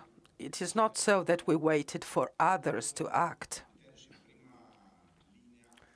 We acted, and I would like to thank members for contributing to the various projects. Now, this project, Good Wines for the Earth, started in 2013 with a number of electronic registries. We had actually asked members of the cooperatives to write into a portal, enter into a portal, what they did in the vineyard in terms of procedures, fertilization, irrigation, everything. Then In 2015, Vitevis was founded. In 2017, we had the first certification, SQNPI, then the Grigio project in 2021, energy diagnosis, same year, the Equalitas certification, 22, and then GHG in 2022 with the relevant certification. There is an LCA project which is in progress, and the sustainability report. You see also green investments on this slide, at the bottom of the slide. At first, we had investment related to producing energy with the photovoltaic systems. Then, in 2019, actually, we developed more awareness of all these points and decided we would unite them and present them in a harmonious way, which paved the way to all certifications, including the carbon credits.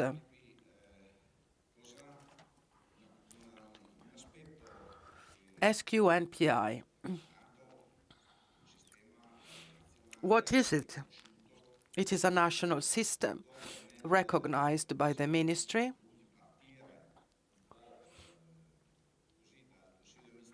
And indeed, the board supported this certification procedure with incredible results, 202 member cooperatives and 1,400 hectares in 2022, which are added to the organic farming. We were authorized by the ministry as a corporation to be a controller.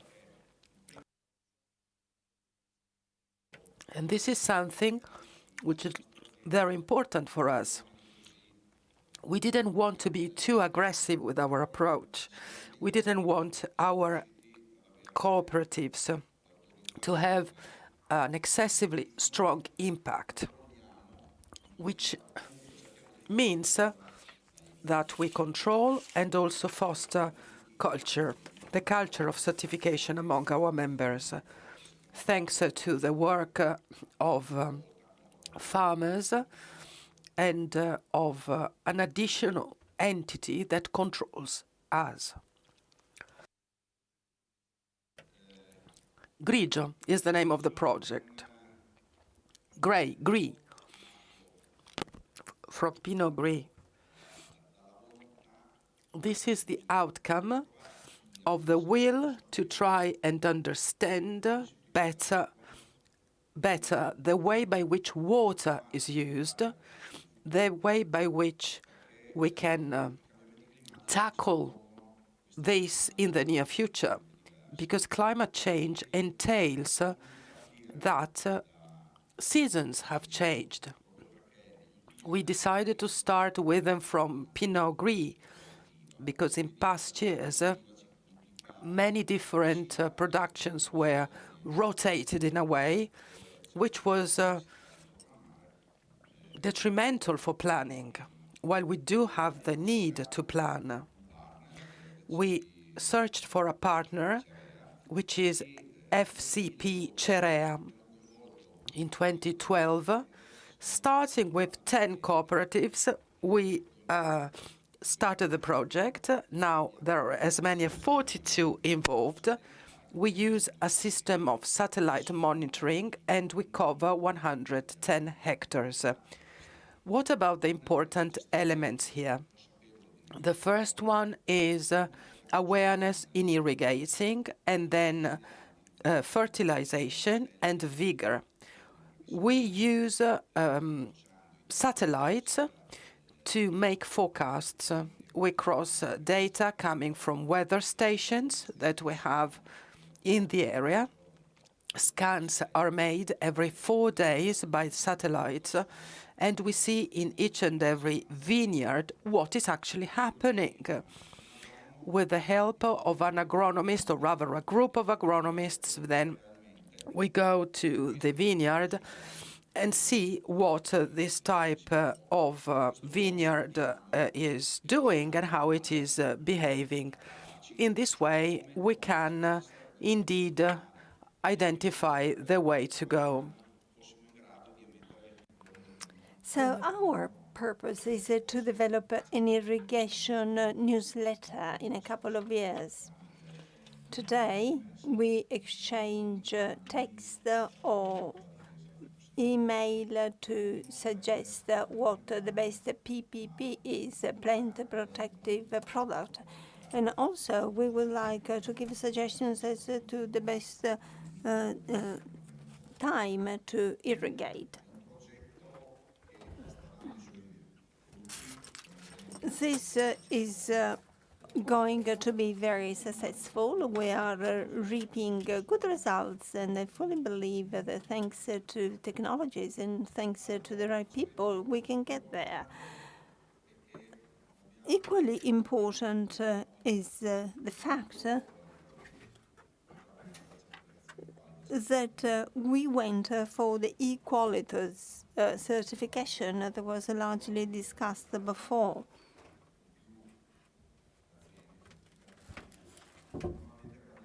We work with a number of wineries, and we usually pick one winery to taste something.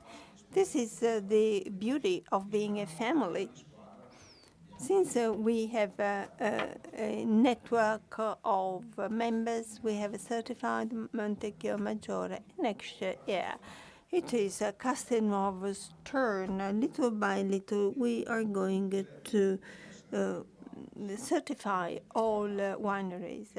Well, there are three pillars to the Equalitas certification, and pillar is the right definition. A pillar is something that suggests stability. I mean, a pillar is stable. And we do all that because we want to ensure a better future. We need to be able to incorporate any inspiration coming from our members. So social, economic, and environmental pillars, these have been discussed already. Thanks to SQ and PI, thanks to monitoring our members' vineyards, we were granted this certification. So this is a very lofty target indeed. Over the past years, we have monitored irrigation, fertilization, crop plan, and machine fleet, use of fuels in 90 members and 700 hectares. We could generate 4,700 spared CO2, and so we have overcome the initial target. We have done better than our initial target.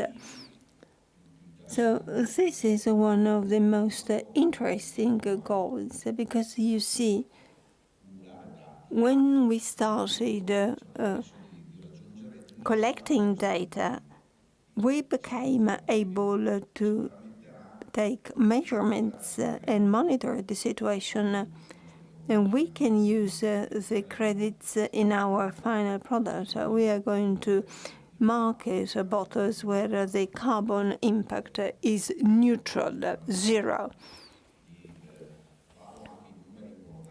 So, and we will do that extensively, something like 3 million bottles, which is quite a lot.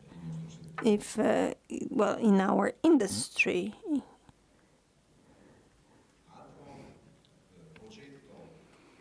Here comes another project which is on the home stretch.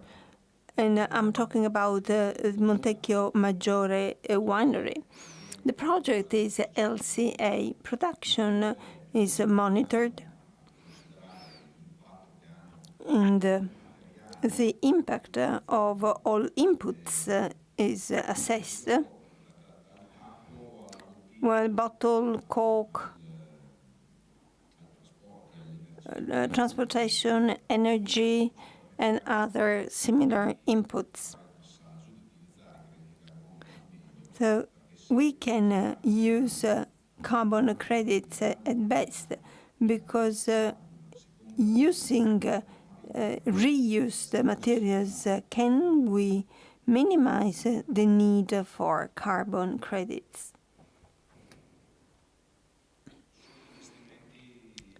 Now about investments.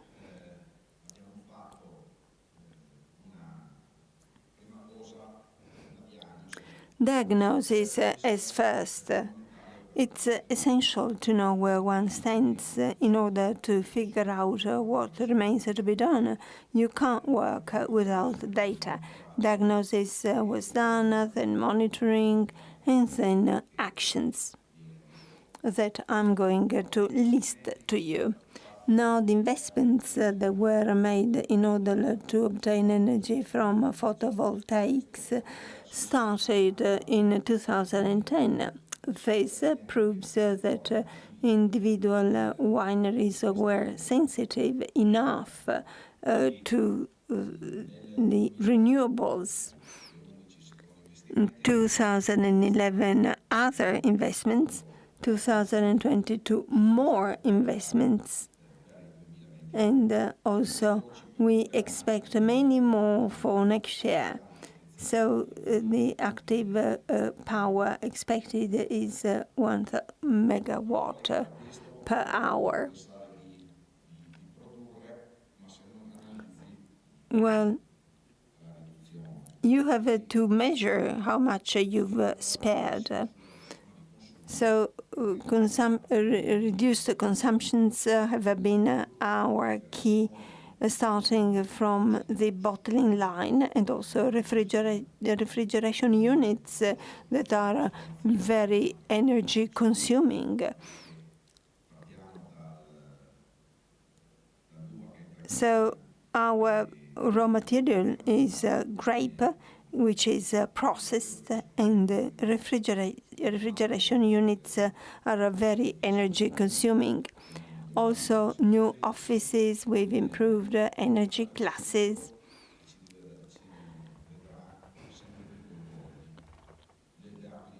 And also purification, water purification is another key subject. Now, today, we can inflow or outflow clean water that can be reused. You see, we regret wasting water, especially at times when the weather is very dry. I mean, like was the case last year or these years in the summer. We have a boat, a truck, in order to optimize freight. This is also very important.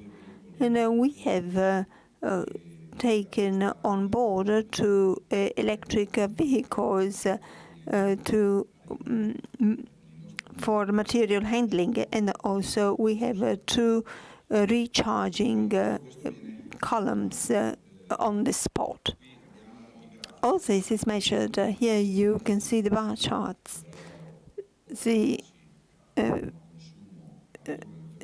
As a result of investments, we should be able to decrease the consumption rates even more and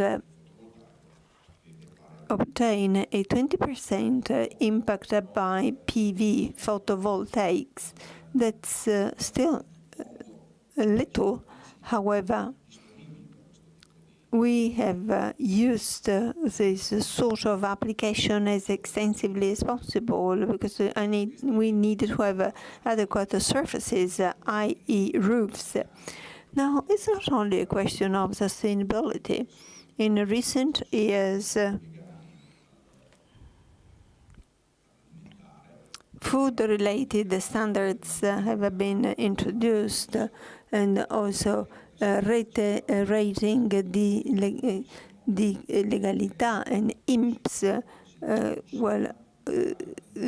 They are two entities that are responsible for safe work. I mean, safety in the workplace is something that is near and dear to our hearts. Thank you for sharing your ideas with us, because we are inspired by your suggestions. We are trying different ways as a result to find out what works best. Thank you.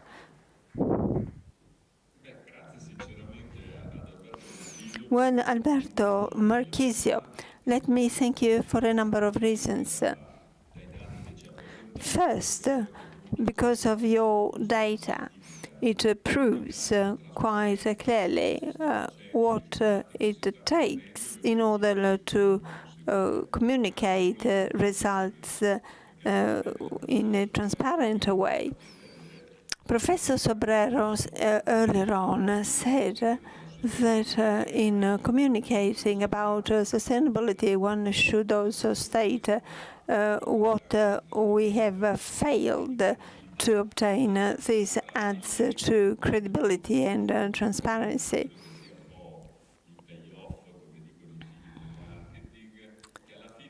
So investing in sustainability is the only way to survive in the future. It's no longer an ideology.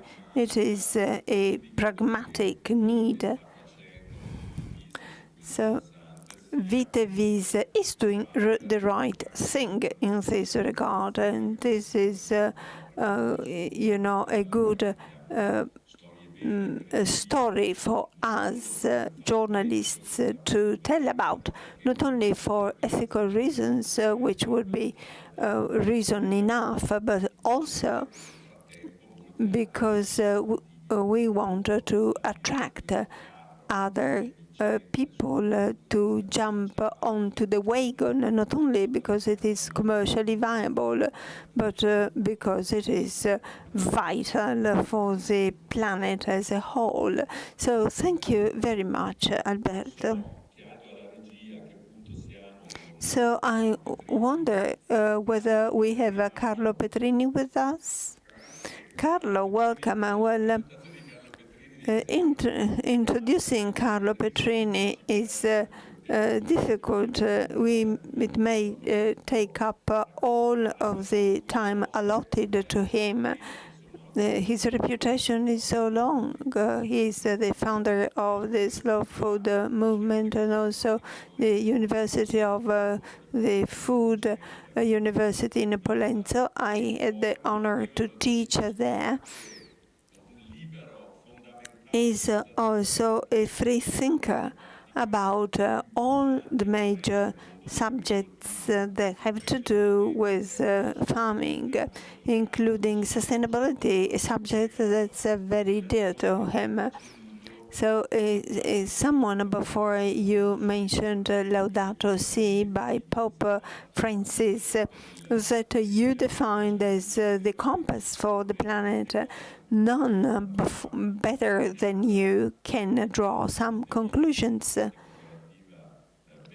The conclusion, and we acknowledge Vitevis for having us here to talk about sustainability. I mean, we tried to be as concrete as possible, but we know that you are very concrete. So we would like to hear your conclusive remarks, your vision of sustainability, how far we are, what needs to be done. We still consider this strategic and fundamental, but then it takes a long time, and you have a worldwide vision. It's essential. We can't speak of sustainability as a local item. So I give you the floor and speak freely. Well, first of all, thank you for inviting me. And thank you for giving this opportunity to me to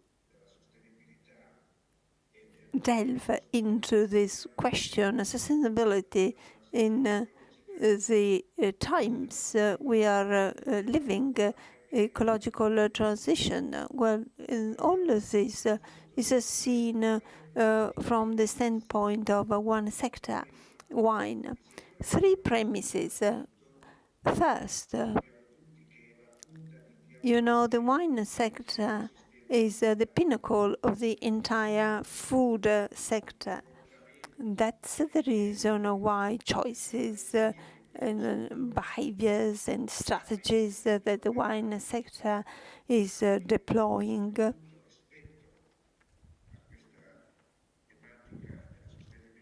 with regard to environmental sustainability are food for thought for other food subsectors. We shouldn't forget that the main generator of CO2 in the world is the current food system as a whole.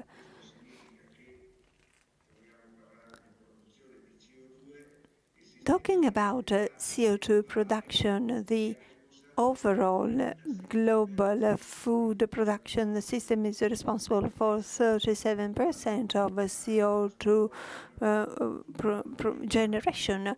One tends to blame mobility, but this accounts for 17% versus 37% of the food industry.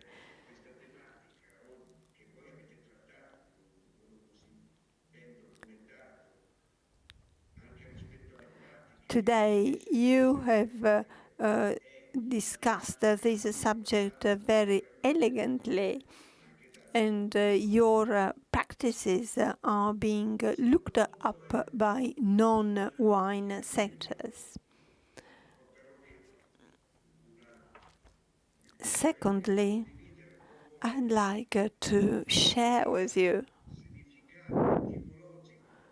the origin of this word sustainable and sustainability. Well, these are invasive terms. They are applied to whatever you say or whatever you think. Everything must be sustainable. And the sustainability is the main strength of whatever we do.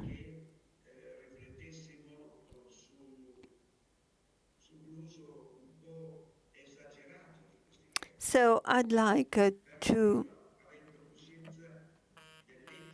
point out that these terms are overused or even abused. Well, in the Italian language, sustainable is connected to the verb sustain, meaning support in English. Many suggest that the current good practices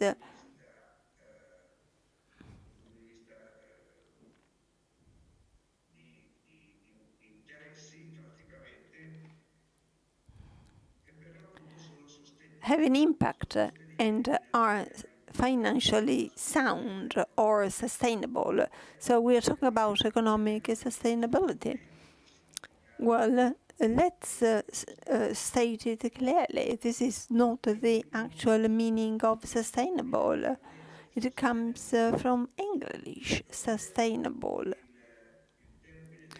And it comes from the verb sustain. Sustain is the pedal of the piano that makes a note longer. For instance, if you play a note, a particular sound is obtained. However, if while pressing the key on the keyboard at the same time you press the pedal of the piano, the sound becomes long.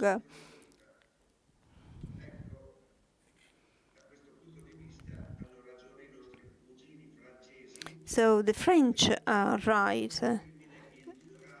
They translate sustainable with durable. So the very essence of sustainability is making sure that our behaviors, our actions, and our practices, be it individual, collective, corporate, institution, or association, well, as I said, our practices are to obtain durable results or long-lived results. So the results may be products or classes of products, but they can also be directions, for instance, social, political, or economic approaches, and the results must be more durable. So understanding this meaning amounts to understanding how disruptive the term sustainable is.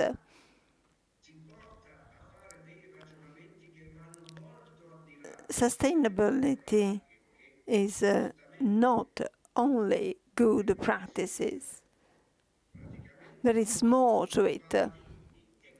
These are economic, political paradigms other than the usual ones.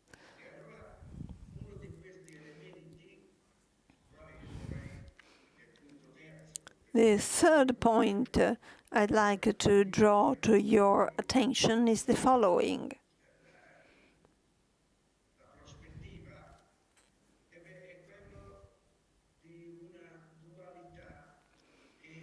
So I'm thinking of a duality that we often use when we talk about good practices. So the duality is tradition versus innovation. I think we should get over this dualistic approach whereby tradition looks back to the past and to the conservative practices, while innovation carries a more forward-looking approach.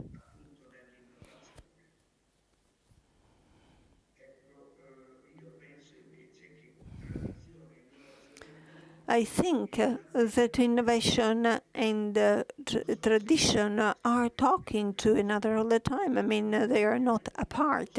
They are constantly in contact. So innovation, for instance, may be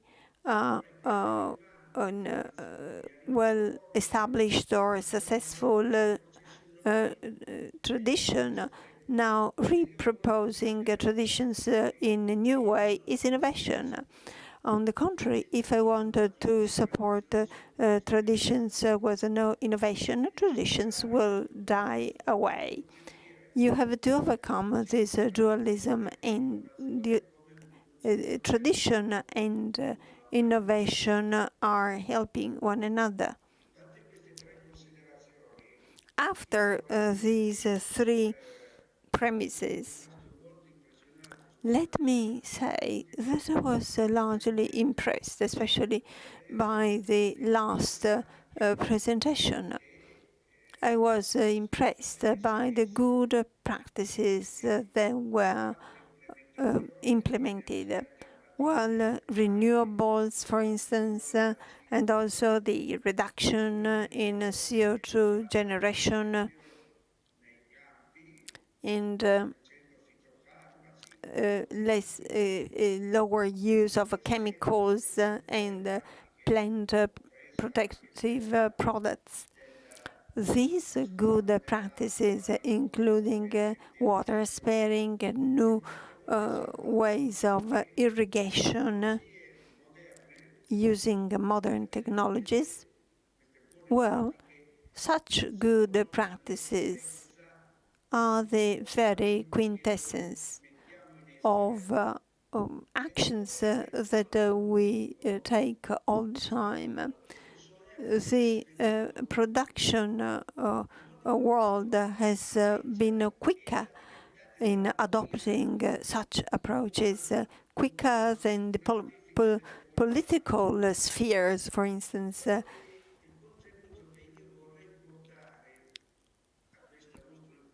Now, my contribution to this discussion is not just a question of listing good practices. This has been done, and indeed it is still going on. I'd like to say something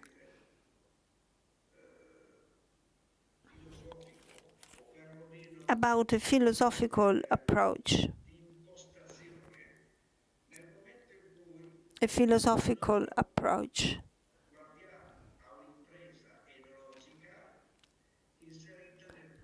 Concerning a winery set in a particular area, adopting new practices.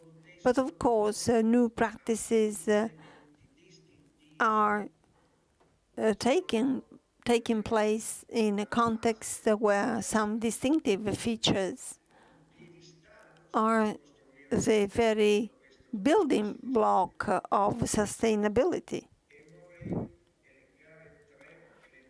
I'd like to list 3 points that I consider essential. Now, a winery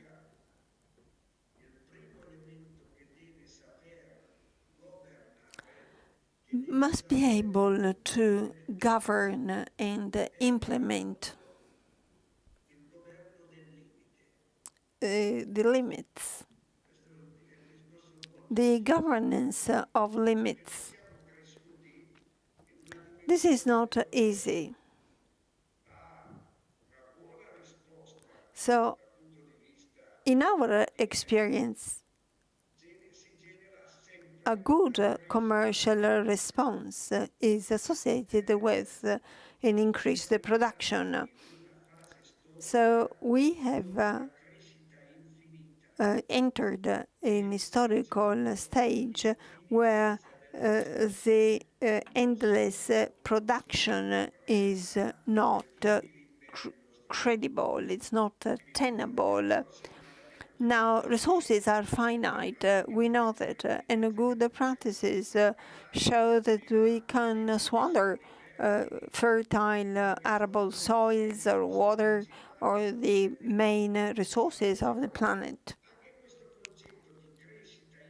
However, the very concept of endless growth is to be harnessed. So, a good winery, a good cooperative society, a good farm must be able to govern the limits or the boundaries. So up to a limit, the production develops a hand in glove with nature. So, and one must be aware of the philosophy of one's companies. If you trespass limits, problems expand in an exponential way. So the governance of limits applies to all of us. Then, second is the maintenance and also the strengthening of biodiversity.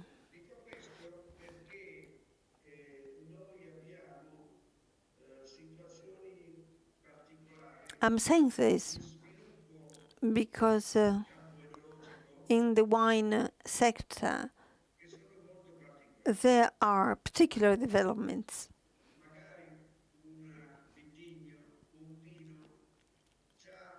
A grape variety, a wine, may be extraordinarily successful, and that grape, due to its very success at that very moment, dictates in increasing growth that takes space away from other grapes. For instance, I live in Piedmont, in an area called Langhe, and the extraordinary success of Barolo and Barbaresco in the area where I live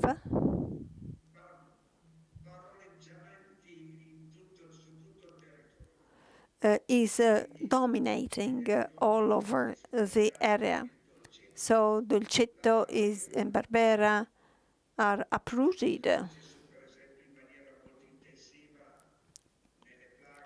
So this happened also for Prosecco and other historical grapes that has had a history and their own identity and their connection to the area.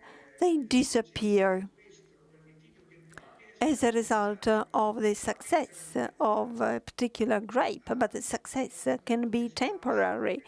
And as a result of the success of some grapes causes the demise of others. And this minimizes biodiversity as compared to other crops.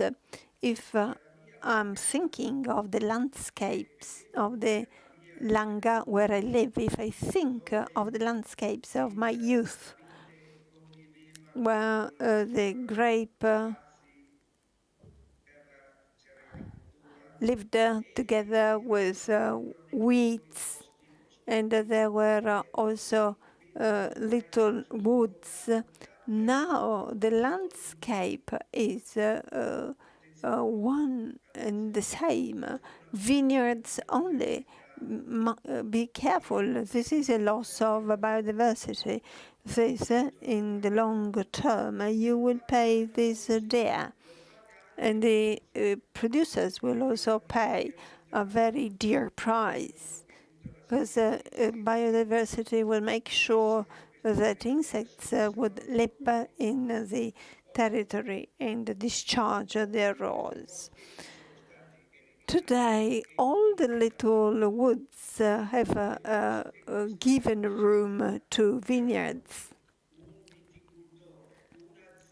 This choice that one has to be made, I mean, biodiversity should be maintained. This is not an ethical, but it is a strategical choice. I'm telling you this because the success of one grape is time limited, and when its success story stops, then you don't have any other weapons to win back a biodiversity that has been present locally for centuries. So one has to fight for biodiversity. Then there is another point. Well, these points may sound general, but they are substantial. They are behaviors, they are indications.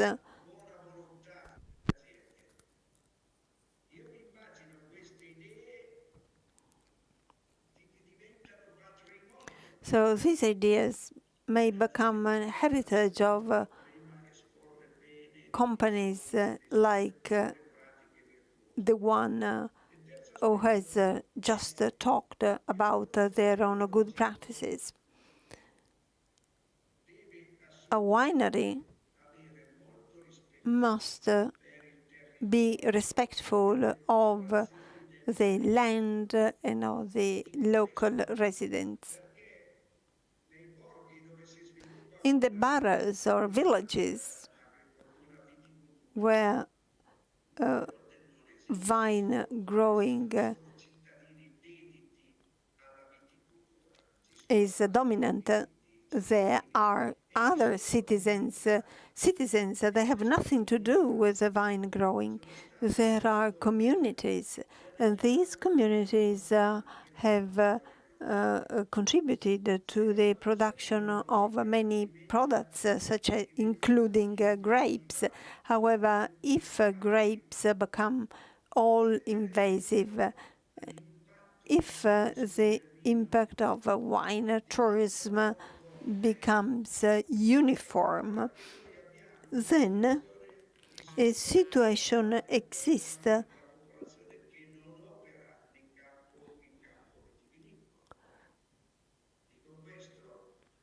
problems exist for the residents who don't work in the wine industry.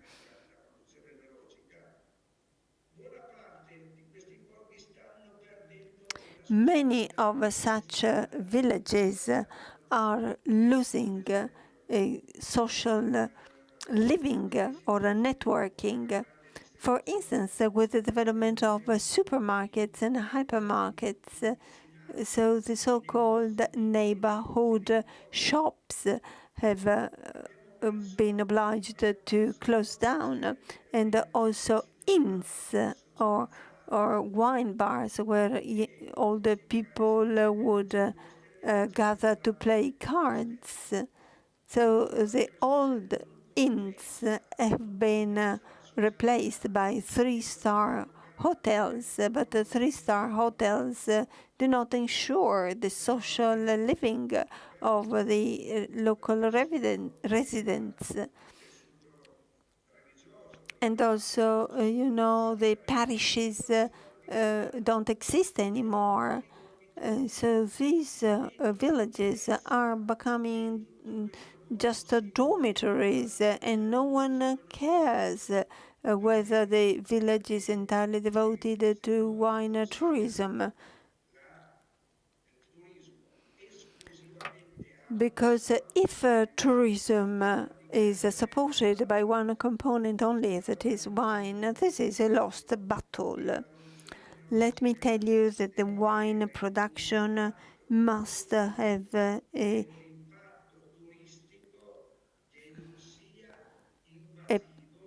an impact that's not invasive, that must be in line and in keep with the history and the population of the place.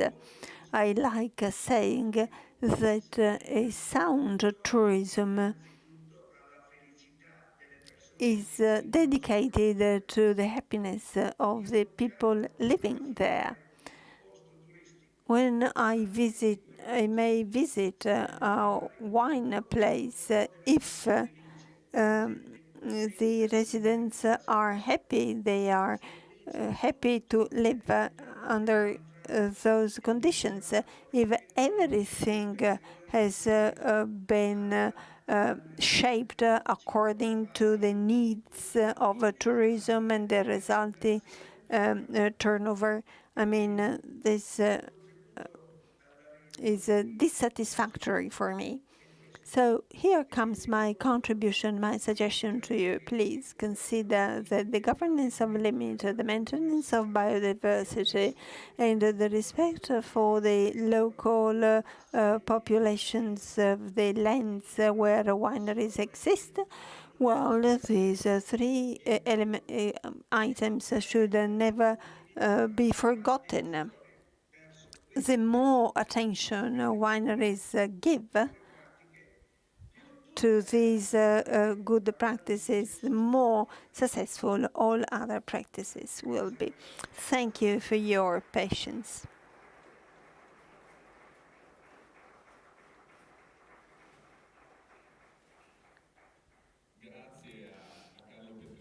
Thank you, Carlo Petrini. He has addressed the key points about sustainability. So the origins of the world, the etymological origin, and the proper use of this term, not abusing or misusing it. And also what he said about the borders or limitations is very important. So that's the very start in order to implement good practices. I'd like to take up a bit more of your time. So it is very late, especially in Veneto, where in the past people used to have a lunch early. You've been the developer of Terra Madre. The theme of sustainability is closely linked to the difficulties of other parts of the world to be sustainable. How can you reconcile this lack of balance? I know it is a complex question and you only have a few minutes. Can you please say a few things?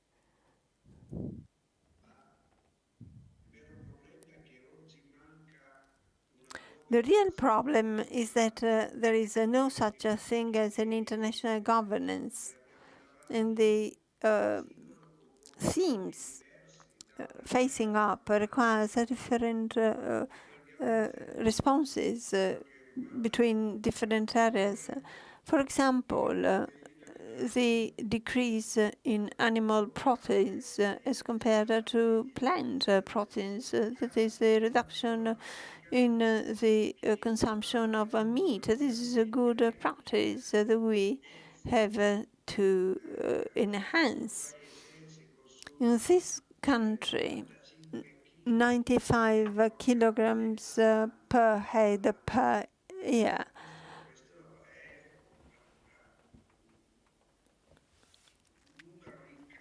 It is an incredibly high number.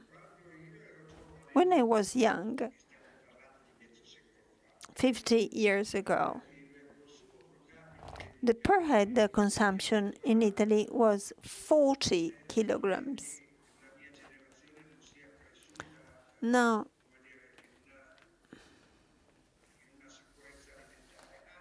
in my generation, there was indeed food security.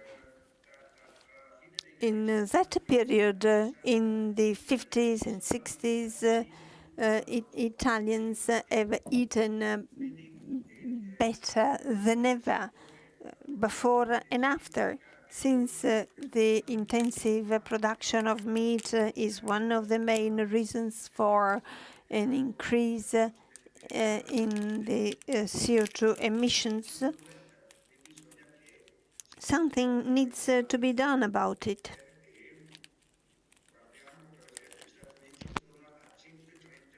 "130 kilograms in the United States.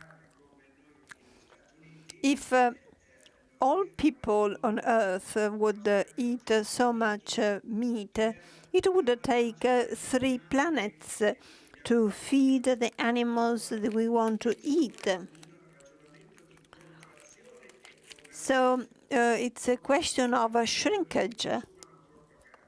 Many eat too much water, and others eat too little. In the sub-Saharan Africa, the per head consumption rate is 5 kilograms per year. Well, you can't decrease the amount of meat under such circumstances. At the same time, since there is no international governance on these themes, per portarne molti altri, non c'è una governance internazionale, è importante che le società. Since there isn't an international governance in all countries, civil societies, through individual or collective behaviors through schools and education. They must make sure that these recommendations are applied. So knowing what is taking place in other parts of the world would make us aware that we are responsible of two injustices. The first is an interrelational. The world that we're going to pass down to the following generation is not the one we found. It's going to be worse. And this is injustice towards the future generations. And the second one is that the developed world, our world, has been responsible for the increase in the generation of CO2, talking about climate change, by 80%. So the injustice that we are responsible for is paid by the third world. They will pay more, they will pay dear, the south of the world, which is not responsible for it. It's not the cause of it. They are the victims of it. So you must be aware that this injustice exists exactly now.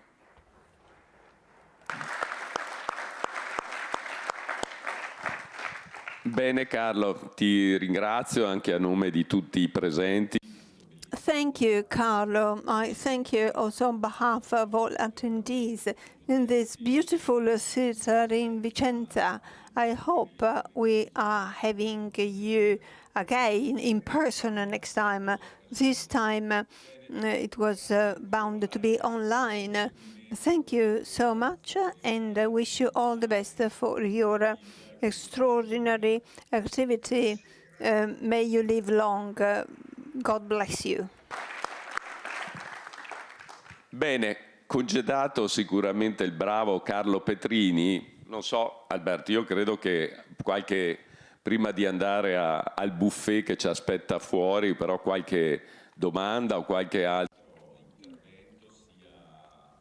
I wonder whether there are more questions before we break for lunch.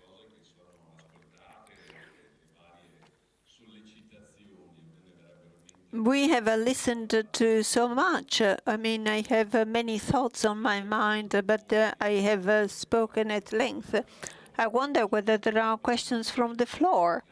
If you have questions or comments, you have this chance to do it. I have promised Aurelio that I would allow him to share with us his reflections. Cercare il suo nome su Spotify, anzi ce lo deve. By the way, look up for his name in Spotify. He has a very interesting podcast, and you can listen to him when you're driving.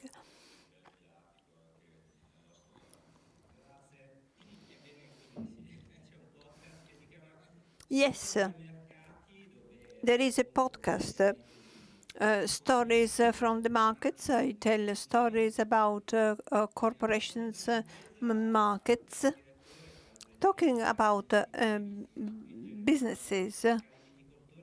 Dear growers, I'd like to share a story with you. It is the result of the research work I'm doing on a daily basis in museums and libraries. You are fully aware of the importance of your role as entrepreneurs and farmers in the social fabric. That's clear.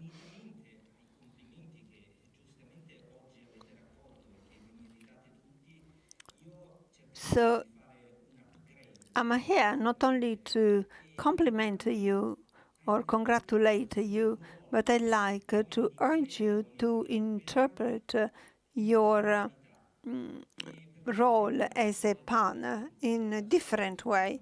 studying the history of wine and vine, I discovered something that has impressed me and helped me to review the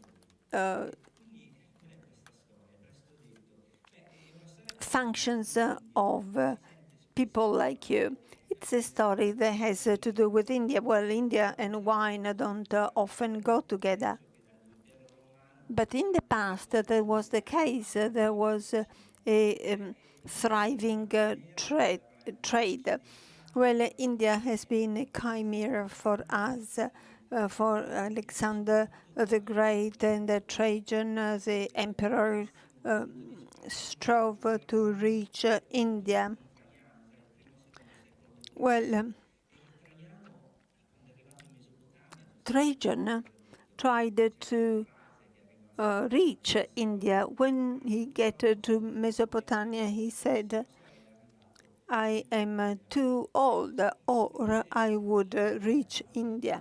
Tanto di guerra, purtroppo, spesso è frutto di pura vanità. War is the result of a sheer vanity. These words by Trajan prove this point. But there is a Roman that got to India, Marcus Livius Cassius from Rome. And he was a grower, and he was in the habit of branding his amphoras or vases with a logo.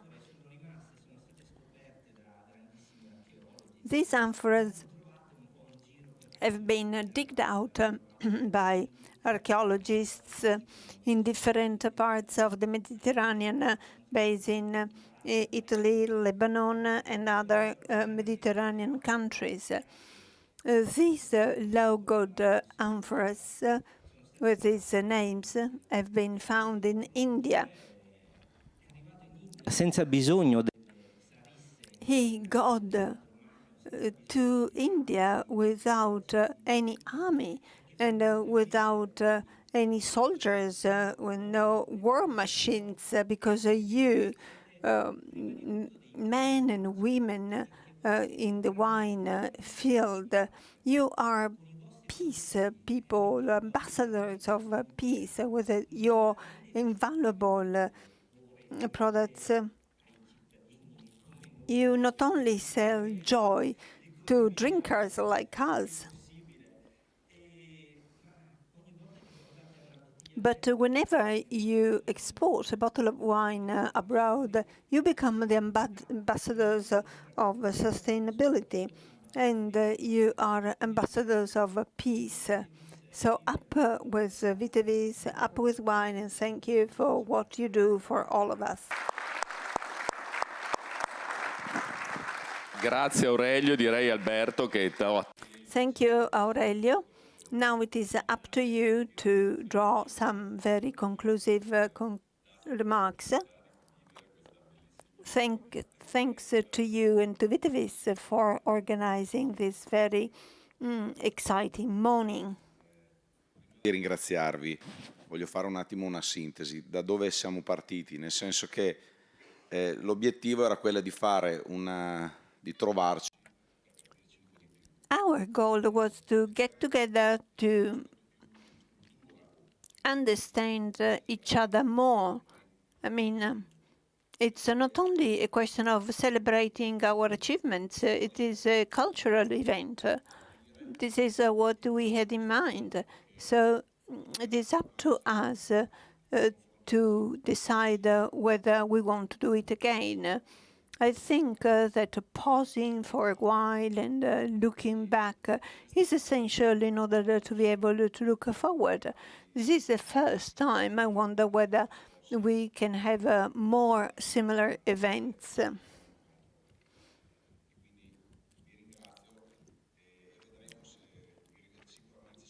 Well, thank you so much, and I'm pretty sure that we shall meet again. Ci vediamo, continua la chiacchierata del buffet. Now we are having a conversation over lunch. There are refreshments please feel free.